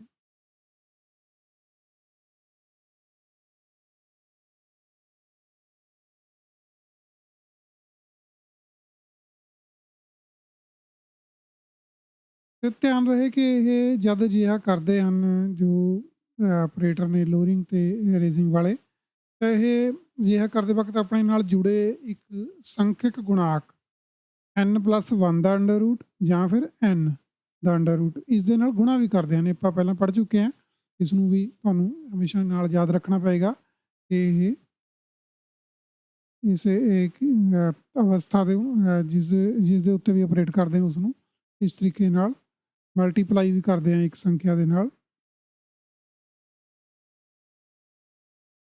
ਤਾਂ ਆਪਾਂ ਅਗਲੇ ਇੱਕ ਬਹੁਤ ਇੰਪੋਰਟੈਂਟ ਚੈਪਟਰ 'ਤੇ ਪਹੁੰਚ ਰਹੇ ਹਾਂ ਜੋ ਇਸ ਕੋਰਸ ਦਾ ਨਾਮ ਵੀ ਹੈ ਕੁਆਂਟਮ ਫੀਲਡ ਥਿਊਰੀ। ਤਾਂ ਕੁਆਂਟਮ ਫੀਲਡ ਦੇ ਬਾਰੇ ਹੁਣ ਆਪਾਂ ਪੜ੍ਹਾਂਗੇ ਕਿ ਕਿਸ ਨੂੰ ਕਿਹਾ ਜਾਂਦਾ।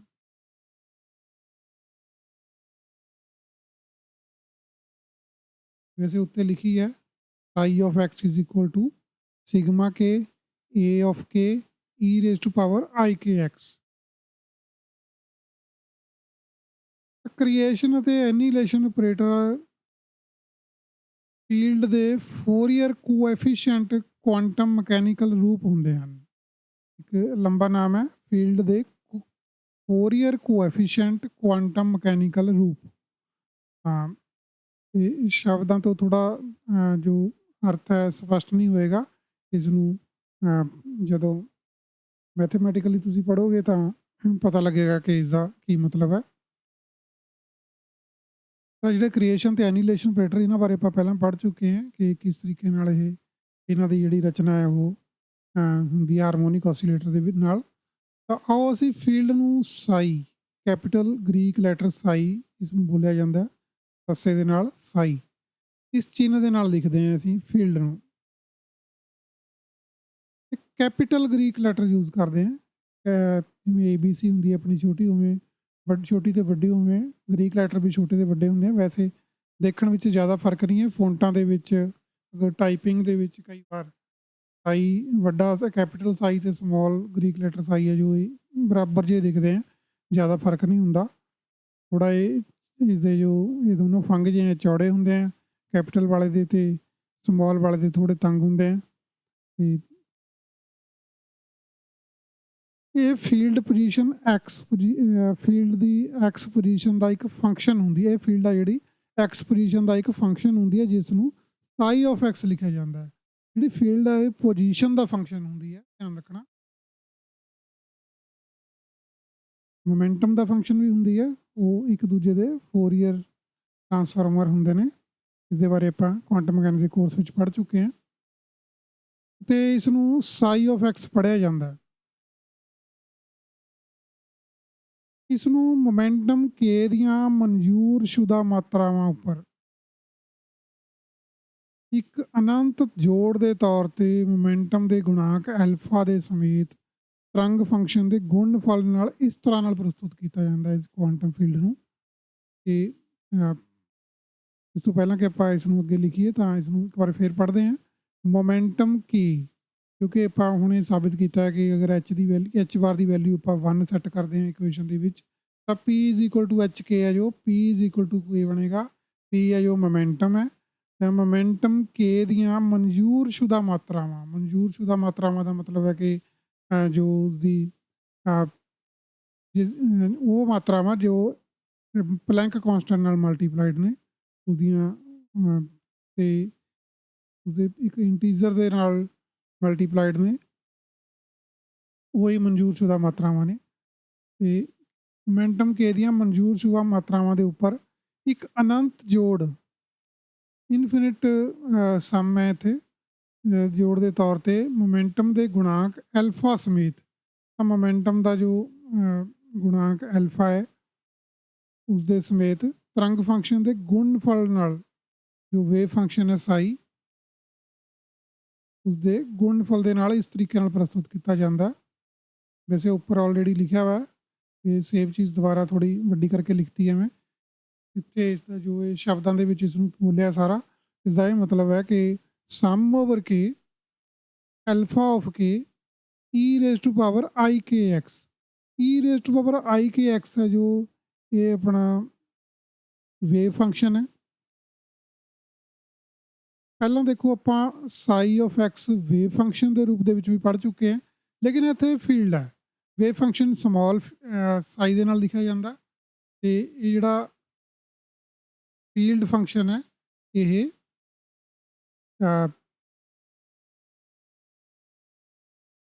ਫੀਲਡ ਫੰਕਸ਼ਨ ਕੈਪੀਟਲ ਸਾਈ ਦੇ ਨਾਲ ਲਿਖਿਆ ਜਾਂਦਾ। ਇਸ ਦੇ ਵਿੱਚ ਜੋ ਡਿਫਰੈਂਸ ਆ ਉਹ ਇਹ ਹੈ ਕਿ ਇੱਥੇ ਇਸ ਨੂੰ momentum of K wave number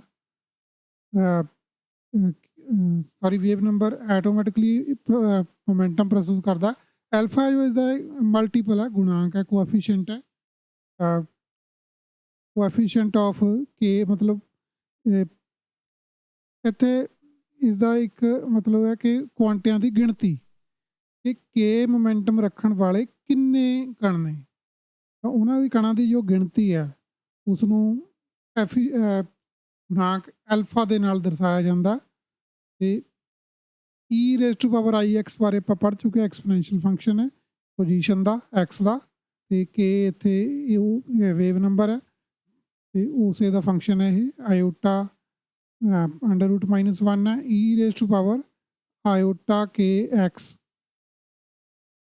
ਦੇ ਨਾਲ ਮਲਟੀਪਲਾਈਡ ਆ ਫੰਕਸ਼ਨ ਦੇ ਨਾਲ। ਤਰੰਗ ਫੰਕਸ਼ਨ ਦਾ ਗੁਣਨਫਲ ਹੈ, ਤਰੰਗ ਫੰਕਸ਼ਨ ਹੈ ਜੋ ਇਹ ਵਾਲਾ, ਤੇ ਇਸ ਦੇ ਨਾਲ ਮਲਟੀਪਲਾਈਡ ਆ ਤੇ ਗੁਣਾਂਕ ਐਲਫਾ ਦੇ ਸਮੇਤ ਮੋਮੈਂਟਮ ਦਾ ਗੁਣਾਂਕ ਹੈ ਜੋ ਕੇ ਦਾ ਗੁਣਾਂਕ ਹੈ ਅਲਫਾ ਜੋ ਉਸਦੀ ਗਿਣਤੀ ਦੱਸਦਾ ਕੁਆਂਟਿਆਂ ਦੀ। ਤੇ ਸਮ ਓਵਰ ਕੇ ਦਾ ਮਤਲਬ ਹੈ ਕਿ ਜਿੰਨੇ ਵੀ ਵੇਵ ਨੰਬਰ ਨੇ, ਜਿੰਨੀਆਂ ਵੀ ਤਰੰਗਾਂ ਨੇ, ਸਾਰੀਆਂ ਦਾ ਜੋੜ। ਇਹ ਜੋ ਸਾਰਿਆਂ ਦੇ ਲਈ ਸਾਰੇ ਮਤਲਬ ਜੋ ਇਕੁਏਸ਼ਨ ਆ ਵਾਰ-ਵਾਰ ਲਿਖਣੀਆਂ ਪੈਣਗੀਆਂ ਅਗਰ ਇਸ ਨੂੰ ਖੋਲ ਕੇ ਲਿਖੋਗੇ। ਹਾਂ, ਇਸ ਨੂੰ ਕੁਆਂਟਮ ਫੀਲਡ ਕਿਹਾ ਜਾਂਦਾ, ਸਾਈ ਆਫ ਐਕਸ। ਇਹ ਸਾਈਨਾਂ ਅਤੇ ਕੋਜ਼ਾਈਨਾਂ ਨੂੰ ਫੈਲਾਉਣ ਵਾਂਗ ਹੈ। ਸਾਈਨ ਥੀਟਾ ਤੇ ਕੋਜ਼ਾਈਨ ਥੀਟਾ ਜੋ ਉਸ ਨੂੰ ਜਦੋਂ ਹਾਰਮੋਨਿਕ ਓਸੀਲੇਟਰ ਨੇ ਜੋ ਉਹਨਾਂ ਨੂੰ ਫੈਲਾਉਣ ਦੇ ਵਾਂਗ ਹੈ। ਸਪਸ਼ਟ ਹੈ ਕਿ ਫੀਲਡ ਸਾਈ ਇੱਕ ਕੰਪਲੈਕਸ ਚੀਜ਼ ਹੈ ਕਿਉਂਕਿ ਇਹ ਆਇਓਟਾ ਹੈ, ਅਤੇ ਇਸੇ ਤਰੀਕੇ ਨਾਲ ਸਾਈ ਫੀਲਡ ਦਾ ਇੱਕ ਕੰਪਲੈਕਸ ਕੰਜੂਗੇਟ ਵੀ ਹੈ, ਸਾਈ ਆਫ ਐਕਸ ਸਾਈ ਸਟਾਰ। ਇੱਥੇ ਸਟਾਰ ਦਾ ਸਾਈਨ ਹੈ, ਤਾਂ ਇਹ ਕੰਪਲੈਕਸ ਕੰਜੂਗੇਟ ਹੈ ਸਾਈ ਦਾ, ਜਿਸ ਨੂੰ ਸਾਈ ਸਟਾਰ ਕਿਹਾ ਜਾਂਦਾ ਹੈ। ਸਾਈ ਫੀਲਡ ਦਾ ਜੋ ਕੰਪਲੈਕਸ ਕੰਜੂਗੇਟ ਹੈ, ਇਸ ਨੂੰ ਸਾਈ ਸਟਾਰ ਕਿਹਾ ਜਾਂਦਾ, ਤੇ ਜਿਸ ਨੂੰ ਇਸ ਤਰੀਕੇ ਨਾਲ ਲਿਖਿਆ ਜਾ ਸਕਦਾ ਹੈ, psi star of x is equal to sum over k alpha star k e raised power minus i k x. ਕਿਉਂਕਿ ਕੰਪਲੈਕਸ ਕੰਜੂਗੇਟ ਆ ਜੋ ਉਸਦੇ ਲਈ ਚਲੋ ਆਪਾਂ ਪੜ੍ਹ ਹੀ ਲੈਂਦੇ ਇਸ ਦੇ ਵਿੱਚ ਅੱਗੇ ਕਿ ਕੰਪਲੈਕਸ ਕੰਜੂਗੇਟ ਹੁੰਦਾ ਜਿਹੜਾ ਇਹ ਕੰਪਲੈਕਸ ਨੰਬਰ ਦੇ ਰੀਅਲ ਜੋ ਉਸਦਾ ਪਾਰਟ ਹੁੰਦਾ ਅਤੇ ਇਮੈਜਨਰੀ ਪਾਰਟ ਹੁੰਦਾ, ਵਾਸਤਵਿਕ ਹਿੱਸਾ ਅਤੇ ਕਾਲਪਨਿਕ ਹਿੱਸਾ, ਉਸ ਦੇ ਜੋੜ ਦੀ ਜਗ੍ਹਾ ਘਟਾਓ ਨੂੰ ਕਿਹਾ ਜਾਂਦਾ ਹੈ। ਕਿਉਂਕਿ ਜਿੱਥੇ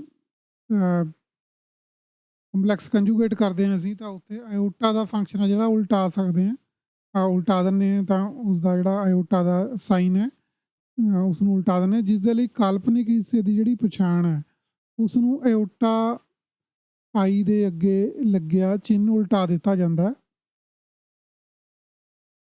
ਇਸ ਦੇ ਲਈ ਤਰੰਗ ਫੰਕਸ਼ਨ ਆਈ ਕੇ ਐਕਸ ਦਾ ਜਿਹੜਾ ਕੰਪਲੈਕਸ ਕੰਜੂਗੇਟ ਕਰਨ ਦੇ ਲਈ ਅਸੀਂ ਇਸ ਦੇ ਵਿੱਚ ਆਇਓਟਾ ਦੇ ਅੱਗੇ -1 ਦੇ ਵਰਗਮੂਲ ਦਾ ਚਿੰਨ੍ਹ ਜਿਹੜਾ ਉਹ ਬਦਲ ਦਿੰਦੇ ਆ। ਇੱਥੇ e raise to power i k x ਜਾਂ e raise to power minus i k x ਲਿਖਦੇ ਆ, ਅਤੇ ਇਸ ਦੇ ਨਾਲ ਹੀ ਅਲਫਾ ਦਾ ਗੁਣਾਂਕ ਆ ਜਿਹੜਾ ਅਲਫਾ ਮਲਟੀਪਲ ਅਲਫਾ ਆਫ ਕੇ ਦਾ ਜਿਹੜਾ ਕੰਪਲੈਕਸ ਕੰਜੂਗੇਟ ਹੈ, ਇਸ ਦਾ ਵੀ ਕਰਨਾ ਪੈਂਦਾ। ਇਹ ਕੰਪਲੈਕਸ ਕੰਜੂਗੇਟ ਕਰਨ 'ਤੇ ਇਸ ਦੇ ਉੱਤੇ ਵੀ ਸਟਾਰ ਲਗਾ ਸਕਦੇ ਹਾਂ ਆਪਾਂ, ਅਲਫਾ ਸਟਾਰ ਕੀ, ਕਿਉਂਕਿ ਇਹ ਵੀ ਇੱਕ ਕੰਪਲੈਕਸ ਨੰਬਰ ਹੋ ਸਕਦਾ ਹੈ, ਕਿਉਂਕਿ ਇਹ ਅਲਫਾ ਸਟਾਰ ਕੇ ਵੀ ਕੋਈ ਕੰਪਲੈਕਸ ਨੰਬਰ ਦੇ ਰੂਪ ਵਿੱਚ ਹੋ ਸਕਦਾ ਹੈ।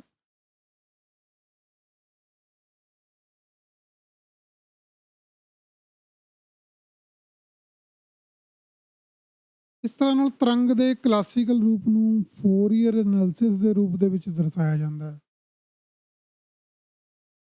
ਇੱਥੇ ਕ੍ਰੀਏਸ਼ਨ ਅਤੇ ਆਪਰੇਟਰਾਂ ਏ ਪਲੱਸ ਅਤੇ ਏ ਮਾਈਨਸ ਦੇ ਕੁਆਂਟਮ ਮਕੈਨੀਕਲ ਰੂਪਾਂ ਨੂੰ ਅਲਫਾ ਕੋਐਫੀਸ਼ੀਐਂਟ ਕਿਹਾ ਜਾਂਦਾ।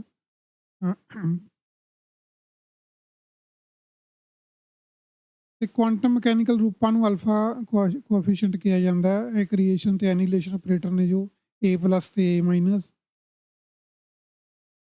ਇਹ ਅਬਜ਼ਰਵੇਬਲ ਹੁੰਦੇ ਹਨ ਕਿਉਂਕਿ ਤੁਸੀਂ ਕਿਸੇ ਅਜਿਹੀ ਤਰੰਗ ਦੇ ਫੋਰੀਅਰ ਪੁਰਜਿਆਂ ਦੇ ਐਂਪਲੀਟਿਊਡ ਨੂੰ ਨਾਪ ਸਕਦੇ ਹੋ। ਤਾਂ ਇਹਨਾਂ ਦੇ ਵਿੱਚ ਅਸੀਂ ਇਹਨਾਂ ਦਾ ਜਿਹੜਾ ਐਂਪਲੀਟਿਊਡ ਹੈ ਉਹ ਤਰੰਗ ਦੀ ਤਰ੍ਹਾਂ ਨਾਪ ਸਕਦੇ ਹਾਂ, ਇਸ ਲਈ ਇਹ ਅਬਜ਼ਰਵੇਬਲ ਹੁੰਦੇ ਨੇ ਕ੍ਰੀਏਸ਼ਨ ਤੇ ਐਨੀਲੇਸ਼ਨ ਆਪਰੇਟਰ। ਇਹਨਾਂ ਨੂੰ ਅਲਫਾ ਕੋਐਫੀਸ਼ੀਐਂਟ ਕਿਹਾ ਜਾਂਦਾ। ਇੱਥੇ ਏ ਪਲੱਸ ਤੇ ਏ ਮਾਈਨਸ ਹੈ, ਇੱਥੇ ਅਸੀਂ ਤੁਸੀਂ ਦੇਖੋਗੇ ਕਿ ਅਲਫਾ ਲਿਖਿਆ, ਇਹ ਜਿਹੜਾ ਸਾਈਨ ਹੈ ਇਹ ਏ ਵਰਗਾ ਲੱਗਦਾ ਲੇਕਿਨ ਇਸ ਨੂੰ ਅਲਫਾ ਹੀ ਪੜ੍ਹਿਆ ਜਾਂਦਾ। ਇਸ ਲਈ ਅਲਫਾ ਦਰਅਸਲ ਦੋ ਅਬਜ਼ਰਵੇਬਲਾਂ ਦੇ ਨਾਲ ਸੰਬੰਧ ਰੱਖਦਾ, ਜਿਸ ਵਿੱਚ ਰੀਅਲ ਅਤੇ ਕਾਲਪਨਿਕ ਹਿੱਸੇ ਹੁੰਦੇ ਹਨ, ਵਾਸਤਵਿਕ ਅਤੇ ਕਾਲਪਨਿਕ ਹਿੱਸੇ ਹੁੰਦੇ ਹਨ। ਅਲਫਾ ਕੇ ਨੂੰ ਕੁਆਂਟਮ ਮਕੈਨੀਕਲ ਕ੍ਰੀਏਸ਼ਨ ਆਪਰੇਟਰ ਕਿਹਾ ਜਾਂਦਾ ਤੇ ਇਸ ਨੂੰ ਏ ਪਲੱਸ ਦੇ ਨਾਲ ਬਦਲ ਦਿੱਤਾ ਜਾਂਦਾ। ਅਲਫਾ ਕੇ, ਇਹ ਵਾਲਾ ਜੋ ਅਲਫਾ ਕੇ ਹੈ, ਇਸ ਨੂੰ ਅਸੀਂ ਰੇਜ਼ਿੰਗ ਆਪਰੇਟਰ ਦੇ ਨਾਲ ਚੇਂਜ ਕਰ ਦਿੰਦੇ ਹਾਂ ਤੇ ਅਲਫਾ ਸਟਾਰ ਕੇ ਹੈ ਜੋ ਇੱਥੇ ਜੋ ਆਈ ਸਟਾਰ ਕੇ ਐਕਸ ਦੇ ਵਿੱਚ ਯੂਜ਼ ਕੀਤਾ ਜਾਂਦਾ ਅਲਫਾ ਸਟਾਰ ਕੇ, ਇਸ ਨੂੰ ਅਸੀਂ ਏ ਮਾਈਨਸ ਦੇ ਨਾਲ ਬਦਲ ਦਿੰਦੇ ਹਾਂ।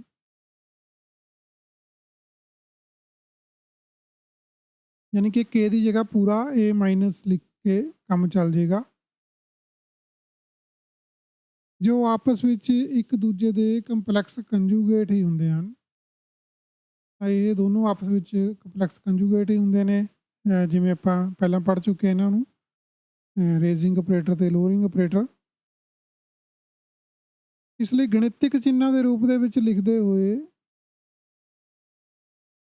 ਏ ਆਫ ਕੇ ਨੂੰ ਅਸੀਂ ਏ ਪਲੱਸ ਦੇ ਨਾਲ ਬਦਲ ਕੇ ਲਿਖ ਸਕਦੇ ਹਾਂ, ਤੇ ਏ ਸਟਾਰ ਕੇ ਨੂੰ ਸੌਰੀ ਅਲਫਾ ਸਟਾਰ ਕੇ ਨੂੰ ਏ ਮਾਈਨਸ ਦੇ ਨਾਲ ਬਦਲ ਕੇ ਲਿਖ ਸਕਦੇ ਹਾਂ। ਇੱਥੇ ਏ ਦੀ ਜਗ੍ਹਾ ਅਲਫਾ ਹੀ ਪੜ੍ਹਿਆ ਜਾਣਾ, alpha K a plus alpha star K A minus. ਲੇਕਿਨ ਇੱਥੇ ਥੋੜ੍ਹਾ ਜਿਹਾ ਚੇਂਜ ਕੀਤੀ ਜਾਂਦੀ ਹੈ।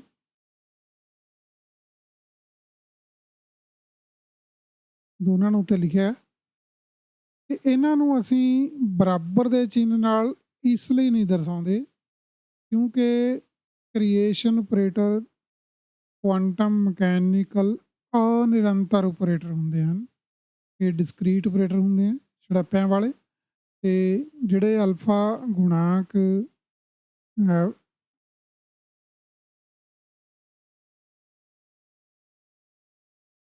ਇੱਥੇ ਜਿਹੜੇ ਏ ਪਲੱਸ ਤੇ ਏ ਮਾਈਨਸ ਵਾਲੇ ਇਹ ਸਾਡੇ ਕੁਆਂਟਮ ਮਕੈਨੀਕਲ ਜਿਵੇਂ ਜਿਹੜੀ એનર્ਜੀ ਵਗੈਰਾ ਵਧਾਉਣ ਦੇ ਕੰਮ ਆਉਂਦੇ ਆ ਜਾਂ ਮੋਮੈਂਟਮ ਦੇ, ਇਹ ਛੜੱਪਿਆਂ ਦੇ ਵਿੱਚ ਵਧਾਉਂਦੇ ਆ, ਇਸ ਲਈ ਇਹਨਾਂ ਨੂੰ ਅਨਿਰੰਤਰ ਆਪਰੇਟਰ ਕਿਹਾ ਜਾਂਦਾ।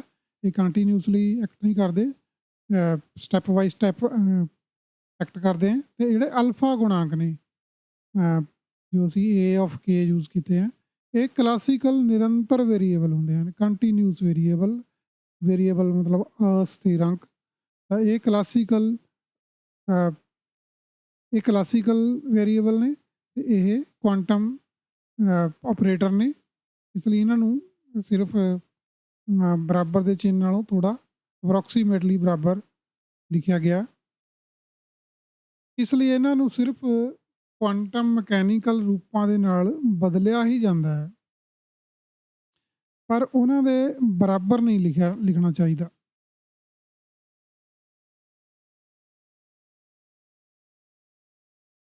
ਤੇ ਬਰਾਬਰ ਨਾ ਲਿਖਣ ਦਾ ਕਾਰਨ ਤੁਸੀਂ ਜਾਣਦੇ ਹੀ ਹੈ ਕਿ ਉਹ ਕੰਪਿਊਟੇਸ਼ਨ ਦਾ ਪੰਗਾ, ਉਹਨਾਂ ਨੂੰ ਬਟਾ ਕੇ ਆਪਰੇਟ ਕਰਨ ਦੇ ਨਾਲ ਡਿਫਰੈਂਸ ਆ ਜਾਂਦਾ ਵੈਲਿਊ 'ਚ। ਇਹ ਸਿਸਟਮ ਨੂੰ ਕੁਆਂਟਾਈਜ਼ ਕਰਦੇ ਹਨ।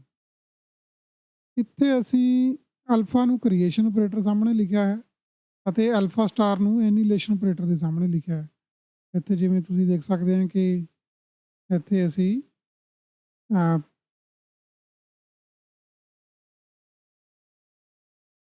ਇੱਥੇ ਅਲਫਾ ਕੇ ਹੈ ਜਿਹੜਾ ਇਹ creation operator psi of x ਦੇ ਸਾਹਮਣੇ ਲਿਖਿਆ, ਤੇ ਸਾਈ ਸਟਾਰ ਦੂਜੇ ਐਨੀਲੇਸ਼ਨ ਆਪਰੇਟਰ ਜੋ ਸਾਈ ਸਟਾਰ ਐਕਸ ਹੈ ਇਸ ਦੇ ਵਿੱਚ ਅਲਫਾ ਸਟਾਰ ਲਿਖਿਆ। ਪਰ ਅਕਸਰ ਇਤਿਹਾਸਿਕ ਪਰੰਪਰਾ ਦੇ ਕਾਰਨ ਇਸ ਤਰਤੀਬ ਨੂੰ ਉਲਟਾ ਕੇ ਲਿਖਿਆ ਜਾਂਦਾ ਹੈ, ਇਸ ਨੂੰ ਉਲਟਾ ਯੂਜ਼ ਕੀਤਾ ਜਾਂਦਾ।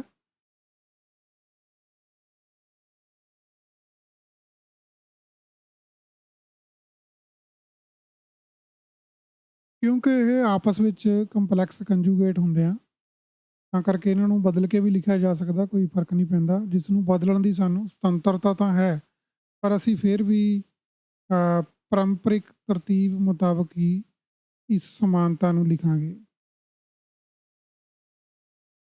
ਏ ਆਫ ਕੇ ਹੈ ਜਿਹੜਾ, ਇਹ ਏ ਮਾਈਨਸ ਬਣਾ ਦਿੱਤਾ ਗਿਆ, ਹੁਣ ਉਲਟਾ ਦਿੱਤਾ ਗਿਆ ਇਹਨਾਂ ਦਾ ਆਪਸ ਵਿੱਚ ਜੋ ਫੰਕਸ਼ਨ ਹੈ।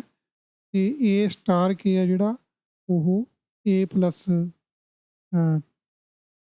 ਕਿਹਾ ਗਿਆ। ਇੱਥੇ ਸਟਾਰ ਹੈ ਜਿਹੜਾ ਉਹ ਏ ਪਲੱਸ ਵਾਲੇ ਦੀ ਜਗ੍ਹਾ ਯੂਜ਼ ਕੀਤਾ ਜਾਂਦਾ ਅਲਫਾ ਸਟਾਰ। ਤੇ ਜੋ ਸਿੰਪਲ ਅਲਫਾ ਕੇ ਹੈ ਉਹ ਲੋਅਰਿੰਗ ਆਪਰੇਟਰ ਦੇ ਨਾਲ ਚੇਂਜ ਕੀਤਾ ਜਾਂਦਾ। ਇਹਨਾਂ ਨੂੰ ਜੋ ਪਰੰਪਰਾ ਹੈ ਉਸ ਤਰੀਕੇ ਨਾਲ ਹੀ ਚੱਲਣ ਦੀ ਸਲਾਹ ਦਿੱਤੀ ਗਈ ਹੈ ਤਾਂ ਜੋ ਕਨਫਿਊਜ਼ਨ ਨਾ ਹੋਵੇ। ਭੌਤਿਕ ਵਿਗਿਆਨ ਦੇ ਵਿੱਚ ਕਈ ਇਸ ਤਰ੍ਹਾਂ ਦੀਆਂ ਪਰੰਪਰਾਵਾਂ ਹੁੰਦੀਆਂ ਨੇ ਜੋ ਅਲੱਗ-ਅਲੱਗ ਵਿਗਿਆਨੀ ਕਈ ਵਾਰ ਕੋਈ ਪਰੰਪਰਾ ਕੋਈ ਹੋਰ ਵਿਗਿਆਨੀ ਕੋਈ ਹੋਰ ਯੂਜ਼ ਕਰਦਾ, ਕੋਈ ਹੋਰ ਯੂਜ਼ ਕਰਦਾ, ਫਿਰ ਉਹ ਸਾਰਾ ਦਿੱਕਤ ਆਉਂਦੀ ਹੈ ਪੜ੍ਹਨ ਵਾਲੇ ਨੂੰ। ਇਸ ਲਈ ਉਹ ਇੱਕ ਹੀ ਚੀਜ਼ ਮੰਨੀ ਜਾਂਦੀ ਹੈ। ਅਗਰ ਵੈਲਿਊ ਦੋਨਾਂ ਨਾਲ ਬਰਾਬਰ ਆਉਂਦੀ ਹੋਵੇ ਤਾਂ ਕੋਈ ਫ਼ਰਕ ਨਹੀਂ ਪੈਂਦਾ, ਲੇਕਿਨ ਅਗਰ ਉਹਨਾਂ ਦਾ ਪੂਰਾ ਡੈਫੀਨੇਸ਼ਨ ਹੀ ਚੇਂਜ ਕਰ ਦਿੱਤੀ ਜਾਵੇ ਫਿਰ ਥੋੜ੍ਹਾ ਫ਼ਰਕ ਪੈਂਦਾ।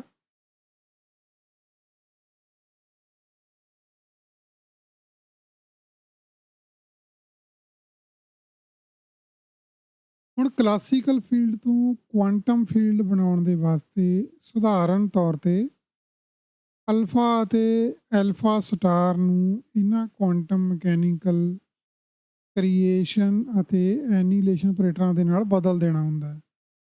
ਤਾਂ ਇਹ ਜਿਹੜੀ ਕਲਾਸੀਕਲ ਫੀਲਡ ਸੀਗੀ ਉੱਪਰ ਪਹਿਲਾਂ ਲਿਖੀ ਗਈ ਹੈ ਜੋ ਐਲਫਾ ਕੇ ਅਤੇ ਐਲਫਾ ਸਟਾਰ ਕੇ ਦੇ ਨਾਲ ਜੋ ਲਿਖੀ ਗਈ ਹੈ, ਇਹ ਕਲਾਸੀਕਲ ਫੀਲਡ ਆ। ਅਤੇ ਇਸ ਨੂੰ ਕੁਆਂਟਮ ਫੀਲਡ ਬਣਾਉਣ ਦੇ ਲਈ ਸਧਾਰਨ ਤੌਰ 'ਤੇ ਅਲਫਾ ਅਤੇ ਐਲਫਾ ਸਟਾਰ ਨੂੰ, ਅਲਫਾ ਕੇ ਅਤੇ ਐਲਫਾ ਸਟਾਰ ਕੇ ਹੈ ਜੋ, ਇਸ ਨੂੰ quantum mechanical creation annihilation operator change ਕਰਨਾ ਹੁੰਦਾ। ਇਸ ਦੀ ਜਗ੍ਹਾ ਅਸੀਂ ਏ ਮਾਈਨਸ ਅਤੇ ਏ ਪਲੱਸ ਵਾਲੇ ਆਪਰੇਟਰ ਲਿਖਦੇ ਹਾਂ, ਅਤੇ ਸਾਈ ਆਫ ਐਕਸ ਦੇ ਨਾਲ ਏ ਮਾਈਨਸ ਯੂਜ਼ ਕੀਤਾ ਜਾਂਦਾ, ਸਾਈ ਸਟਾਰ ਦੇ ਨਾਲ ਏ ਪਲੱਸ ਵਾਲਾ ਯੂਜ਼ ਕੀਤਾ ਜਾਂਦਾ ਹੈ। ਇਹ ਹੈਗਾ sum over k a plus e raised power minus a k X.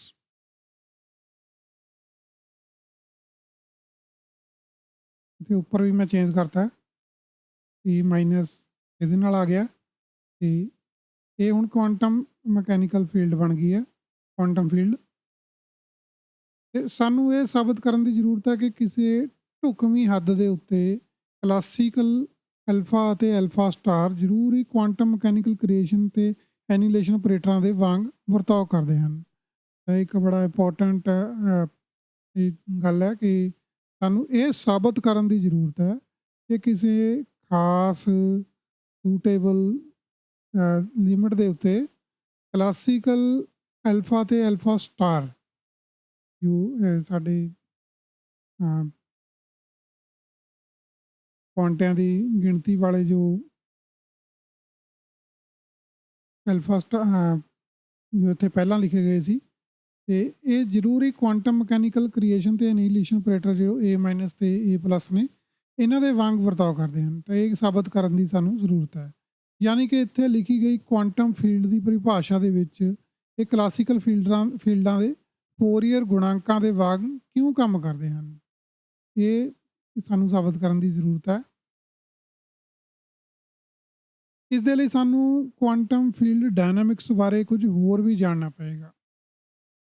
ਫਿਲਹਾਲ ਅਸੀਂ ਇਸ ਨੂੰ ਕੁਆਂਟਮ ਫੀਲਡ ਦੀ ਪਰਿਭਾਸ਼ਾ ਦੇ ਤੌਰ 'ਤੇ ਲੈਂਦੇ ਹਾਂ ਕਿ ਕੁਆਂਟਮ ਫੀਲਡ ਨੂੰ ਫੋਰੀਅਰ ਗੁਣਾਂਕਾਂ ਜਾਂ ਆਪਰੇਟਰਾਂ ਦੇ ਨਾਲ ਫੋਰੀਅਰ ਜੋੜ ਦੇ ਤੌਰ 'ਤੇ, ਫੋਰੀਅਰ ਸਮ ਦੇ ਤੌਰ 'ਤੇ ਪ੍ਰਸਤੁਤ ਕੀਤਾ ਜਾਂਦਾ ਹੈ। ਤਾਂ ਇੱਥੇ ਸਾਨੂੰ ਕੁਆਂਟਮ ਫੀਲਡ ਡਾਇਨਾਮਿਕਸ ਇੱਕ ਨਵਾਂ ਸ਼ਬਦ ਆ ਗਿਆ, ਇਸ ਦੇ ਬਾਰੇ ਹੋਰ ਜਾਣਨ ਦੀ ਜ਼ਰੂਰਤ ਹੈ। ਅਤੇ ਇਹ ਕੀ ਹੁੰਦਾ ਹੈ ਇਹ ਅੱਗੇ ਆਪਾਂ ਪੜ੍ਹਾਂਗੇ।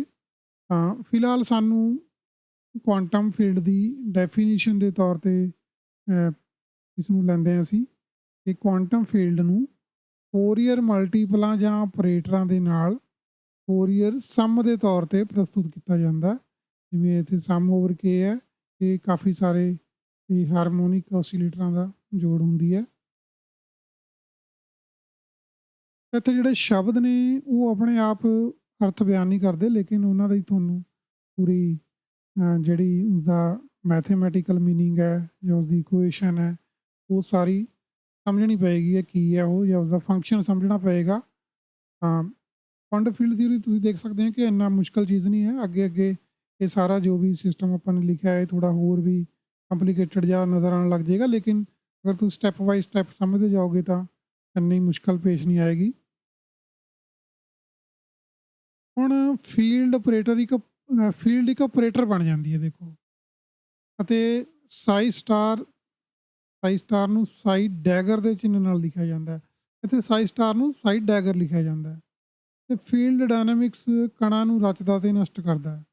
ਉਹ ਫੀਲਡ ਦਾ ਜੋ ਡਾਇਨਾਮਿਕਸ ਹੈ, ਯੰਤਰਾਵਲੀ ਕਿਹਾ ਜਾਂਦਾ ਇਸ ਨੂੰ ਪੰਜਾਬੀ 'ਚ ਡਾਇਨਾਮਿਕਸ ਨੂੰ, ਤਾਂ ਫੀਲਡ ਦੀ ਜੋ ਯੰਤਰਾਵਲੀ ਹੈ, ਕੰਮ ਕਰਨ ਦਾ ਤਰੀਕਾ ਹੈ, ਉਸਦੀ ਜੋ ਮਸ਼ੀਨਰੀ ਹੈ, ਉਹ ਪਾਰਟੀਕਲਸ ਨੂੰ ਕ੍ਰੀਏਟ ਕਰਦੀ ਹੈ ਤੇ ਐਨੀਲੇਟ ਕਰਦੀ ਹੈ। ਪੰਜਾਬੀ 'ਚ ਕਿਹਾ ਜਾਵੇ ਤਾਂ ਕਣਾਂ ਨੂੰ ਪੈਦਾ ਕਰਦੀ ਹੈ ਤੇ ਖ਼ਤਮ ਕਰਦੀ ਹੈ।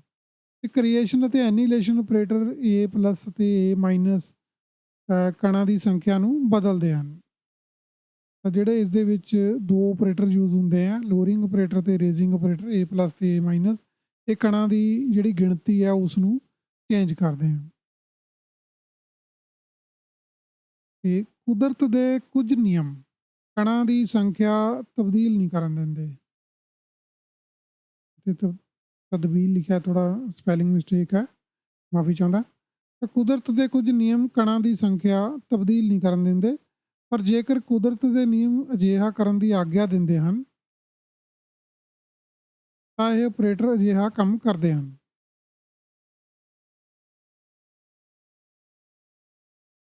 ਤਾਂ ਇਹ ਆਪਰੇਟਰ ਅਜਿਹਾ ਕੰਮ ਕਰਦੇ ਹਨ ਤੇ ਆਓ ਦੇਖੀਏ ਕਿ ਅਸੀਂ ਇਹਨਾਂ ਆਪਰੇਟਰਾਂ ਦੇ ਨਾਲ ਕੀ ਕਰ ਸਕਦੇ ਹਾਂ।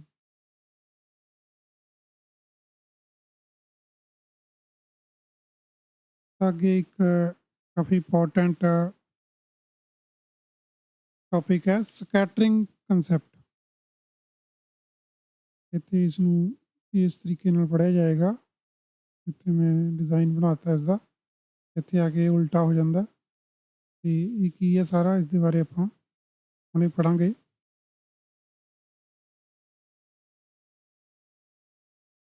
ਮੰਨ ਲਓ ਅਸੀਂ ਕਿਸੇ ਪ੍ਰਤੀਕਿਰਿਆ ਨੂੰ ਦਰਸਾਉਣਾ ਚਾਹੁੰਦੇ ਹਾਂ ਜਿੱਥੇ ਕੋਈ ਕਣ ਖਿੰਡ ਜਾਂਦਾ ਹੈ।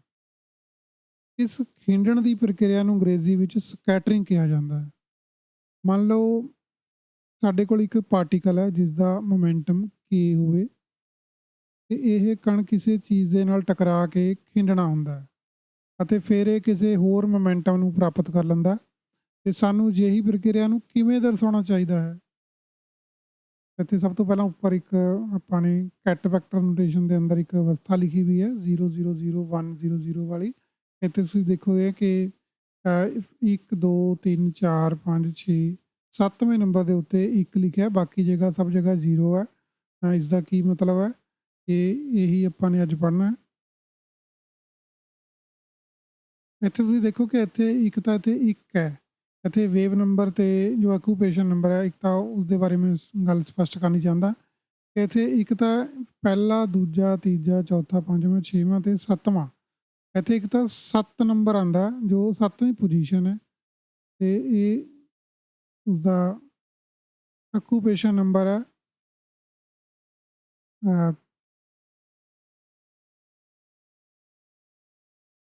ਤੇ ਇੱਕ ਇੱਥੇ ਇਸ ਦੀ ਗਿਣਤੀ ਆਉਂਦੀ ਹੈ 1 ਜਾਂ 0 ਜਾਂ 2 ਜਾਂ 3 ਵੀ ਹੋ ਸਕਦਾ, ਉਸਦਾ ਅਲੱਗ ਮਤਲਬ ਹੈ 2 ਜਾਂ 3 ਦਾ। ਫਿਲਹਾਲ 1 ਤੇ 0 ਤੇ ਹੀ, 1 ਤੇ 0 ਤੱਕ ਹੀ ਅਸੀਂ ਸੀਮਿਤ ਰਹਾਂਗੇ। ਉਹ ਇਸ ਦੀ ਗਿਣਤੀ ਕਿ ਉਸਦੀ ਜੋ ਆਕੂਪੇਸ਼ਨ ਨੰਬਰ ਹੈ ਕਿ ਉਹ ਸਥਾਨ ਦੇ ਉੱਤੇ ਕਿੰਨੀ ਗਿਣਤੀ ਹੈ ਉਸਦੀ ਕਣਾਂ ਦੀ। ਇੱਕ ਇੱਥੇ 0 ਗਿਣਤੀ ਹੈ, ਇੱਥੇ ਇੱਕ ਗਿਣਤੀ ਹੈ। ਇਹ ਆਕੂਪੇਸ਼ਨ ਨੰਬਰ ਹੈ ਉਸਦਾ, ਗਿਣਤੀ ਹੈ ਜੋ। ਤੇ ਦੂਜਾ ਵੇਵ ਨੰਬਰ ਹੈ ਜੋ ਉਸਦਾ ਸਥਾਨ ਹੈ ਕਿ ਉਹ ਕਿਹੜੇ ਸਥਾਨ ਦੇ ਉੱਤੇ ਹੈ। ਜੋ ਪਹਿਲੀ ਵੇਵ ਹੈ, ਦੂਜੀ ਹੈ, ਤੀਜੀ ਹੈ ਜਾਂ ਜੋ ਵੀ ਜਿੱਡੀ ਵੀ, ਇਹ ਸਾਰਾ ਇਸ ਦੇ ਬਾਰੇ ਆਪਾਂ ਹੁਣ ਅੱਗੇ ਪੜ੍ਹਾਂਗੇ ਤਾਂ ਆਪਾਂ ਨੂੰ ਪਤਾ ਲੱਗ ਜਾਏਗਾ। ਤਾਂ ਇੱਥੇ ਇੱਕ ਵਾਰ ਇਸ ਦੇ ਉੱਤੇ ਫਿਰ ਹਲਕੀ ਨਜ਼ਰ ਪਾਉਂਦੇ ਹਾਂ ਜੋ ਲਿਖਿਆ ਗਿਆ ਕਿ ਜਦੋਂ ਕੋਈ ਐਕਸ਼ਨ ਹੁੰਦਾ ਕਿਸੇ ਆਪਰੇਟਰ ਦਾ, ਤਾਂ ਇੱਕ ਕੋਈ ਪਾਰਟੀਕਲ ਆ ਜਿਹੜਾ ਉਹ ਖਿੰਡ ਜਾਂਦਾ ਤੇ ਉਸ ਖਿੰਡਣ ਦੀ ਜੋ ਪ੍ਰਕਿਰਿਆ ਉਸਨੂੰ ਅੰਗਰੇਜ਼ੀ ਦੇ ਵਿੱਚ ਸਕੈਟਰਿੰਗ ਕਿਹਾ ਜਾਂਦਾ। ਤੇ ਮੰਨ ਲਓ ਸਾਡੇ ਕੋਲ ਕੋਈ ਕਣ ਆ ਜਿਸ ਦਾ ਮੋਮੈਂਟਮ k ਦਿੱਤਾ ਹੋਵੇ ਤੇ ਇਹ ਕਿਸੇ ਚੀਜ਼ ਦੇ ਨਾਲ ਟਕਰਾ ਕੇ ਖਿੰਡਣਾ ਹੁੰਦਾ ਤੇ ਫਿਰ ਇਹ ਕਿਸੇ ਹੋਰ ਮੋਮੈਂਟਮ ਨੂੰ ਪ੍ਰਾਪਤ ਕਰ ਲੈਂਦਾ, ਉਸਦੀ ਵੈਲੋਸਿਟੀ ਬਦਲ ਜਾਂਦੀ ਹੈ। ਤੇ ਅਜਿਹੀ ਪ੍ਰਕਿਰਿਆ ਨੂੰ ਅਸੀਂ ਕਿਸ ਤਰੀਕੇ ਨਾਲ ਦਰਸਾਉਣਾ? ਅਸੀਂ ਅਜਿਹੀ ਪ੍ਰਕਿਰਿਆ ਨੂੰ ਦਰਸਾਉਣ ਦੇ ਲਈ ਇੱਕ ਕਣ ਦੀ ਅਵਸਥਾ ਤੋਂ ਸ਼ੁਰੂ ਕਰਾਂਗੇ। ਮੰਨ ਲਓ ਕਿ ਉਸ ਕਣ ਦਾ ਮੋਮੈਂਟਮ k7 ਹੈ। k7 ਹੈ ਜਿਹੜਾ, ਇਹ 7ਵੇਂ ਨੰਬਰ ਦੇ ਉੱਤੇ ਹੈ। ਜਿਵੇਂ k7 ਦਾ ਮਤਲਬ ਹੈ ਕਿ 7ਵੇਂ ਨੰਬਰ ਦੇ ਉੱਤੇ ਹੈ ਉਸਦਾ ਜਿਹੜਾ ਮੋਮੈਂਟਮ ਹੈ। ਤੇ ਇਸ ਨੂੰ ਅਵਸਥਾ ਵੈਕਟਰ ਦੇ ਰੂਪ ਵਿੱਚ ਦਰਸਾਉਣ ਦੇ ਲਈ ਅਸੀਂ ਬਾਕੀ ਸਭ ਸਥਾਨਾਂ ਤੇ 0 ਲਿਖਾਂਗੇ ਤੇ 7ਵੇਂ ਸਥਾਨ ਦੇ ਉੱਤੇ 1 ਲਿਖਾਂਗੇ। ਕਿਉਂਕਿ ਸਾਡੇ ਕੋਲ ਇਸਦਾ ਮੋਮੈਂਟਮ ਵਾਲਾ ਇੱਕੋ ਕਣ ਹੈ। ਦੇਖੋ ਇੱਕ 7ਵਾਂ ਸਥਾਨ ਹੈ, ਇੱਕ ਇੱਕੋ ਕਣ ਹੈ ਤੇ 2 ਗੱਲਾਂ ਹੁੰਦੀਆਂ। ਇੱਕ ਨੂੰ ਵੇਵ ਨੰਬਰ ਕਿਹਾ ਜਾਂਦਾ ਤੇ ਇੱਕ ਨੂੰ ਆਕੂਪੇਸ਼ਨ ਨੰਬਰ ਕਿਹਾ ਜਾਂਦਾ ਤੇ ਦੋਨਾਂ ਦੇ ਵਿੱਚ ਜਿਹੜਾ ਅਰਥ ਹੈ ਸਪਸ਼ਟ ਹੋ ਜਾਣਾ ਚਾਹੀਦਾ। ਇਸ ਤੋਂ ਪਹਿਲਾਂ ਕਿ ਤੁਸੀਂ ਪੜ੍ਹੋ, ਮੈਂ ਪਹਿਲਾਂ ਵੀ ਗੱਲ ਕੀਤੀ ਹੈ ਕਿ ਇੱਕ ਉਸਦੇ ਉੱਤੇ ਉਸਦੀ ਗਿਣਤੀ ਹੈ, ਇੱਥੇ ਇੱਕੋ ਕਣ ਹੈ ਉਸਦੀ ਗਿਣਤੀ ਹੈ। ਗਿਣਤੀ ਨੂੰ ਦਰਸਾਉਂਦਾ ਮੋਮੈਂਟਮ ਦੇ ਜੋ ਕਣ ਦਾ ਮੋਮੈਂਟਮ K7 ਹੈ। K7 ਦਾ ਮਤਲਬ ਹੈ ਕਿ ਉਹ 7ਵਾਂ ਸਥਾਨ ਹੈ, ਉਸ ਦੇ ਸਥਾਨ ਨੂੰ ਦਰਸਾਉਂਦਾ ਹੈ ਕਿਉਂਕਿ ਮੋਮੈਂਟਮ ਡਾਇਰੈਕਟ ਪੋਜੀਸ਼ਨ ਦੇ ਨਾਲ ਸੰਬੰਧਿਤ ਹੁੰਦਾ ਤੇ ਉਹ 7ਵੀਂ ਪੋਜੀਸ਼ਨ ਹੈ ਉਸਦੀ। ਇਸ ਲਈ ਪੋਜੀਸ਼ਨ ਹੈ ਜੋ ਉਹ 7ਵੀਂ ਹੈ, ਉਹ ਉਸਦੇ ਮੋਮੈਂਟਮ ਨੂੰ ਦਰਸਾਉਂਦੀ ਹੈ ਤੇ ਉਸਦੀ ਗਿਣਤੀ ਹੈ ਜੋ ਕਿ ਉਸਦੇ ਕਿੰਨੇ ਹੈ, ਉੱਥੇ 1 ਹੈ, 2 ਹੈ ਜਾਂ 0 ਹੈ, ਉਹ ਉਸਨੂੰ ਉਸਦਾ ਵੇਵ ਨੰਬਰ ਦਰਸਾਉਂਦੀ ਹੈ।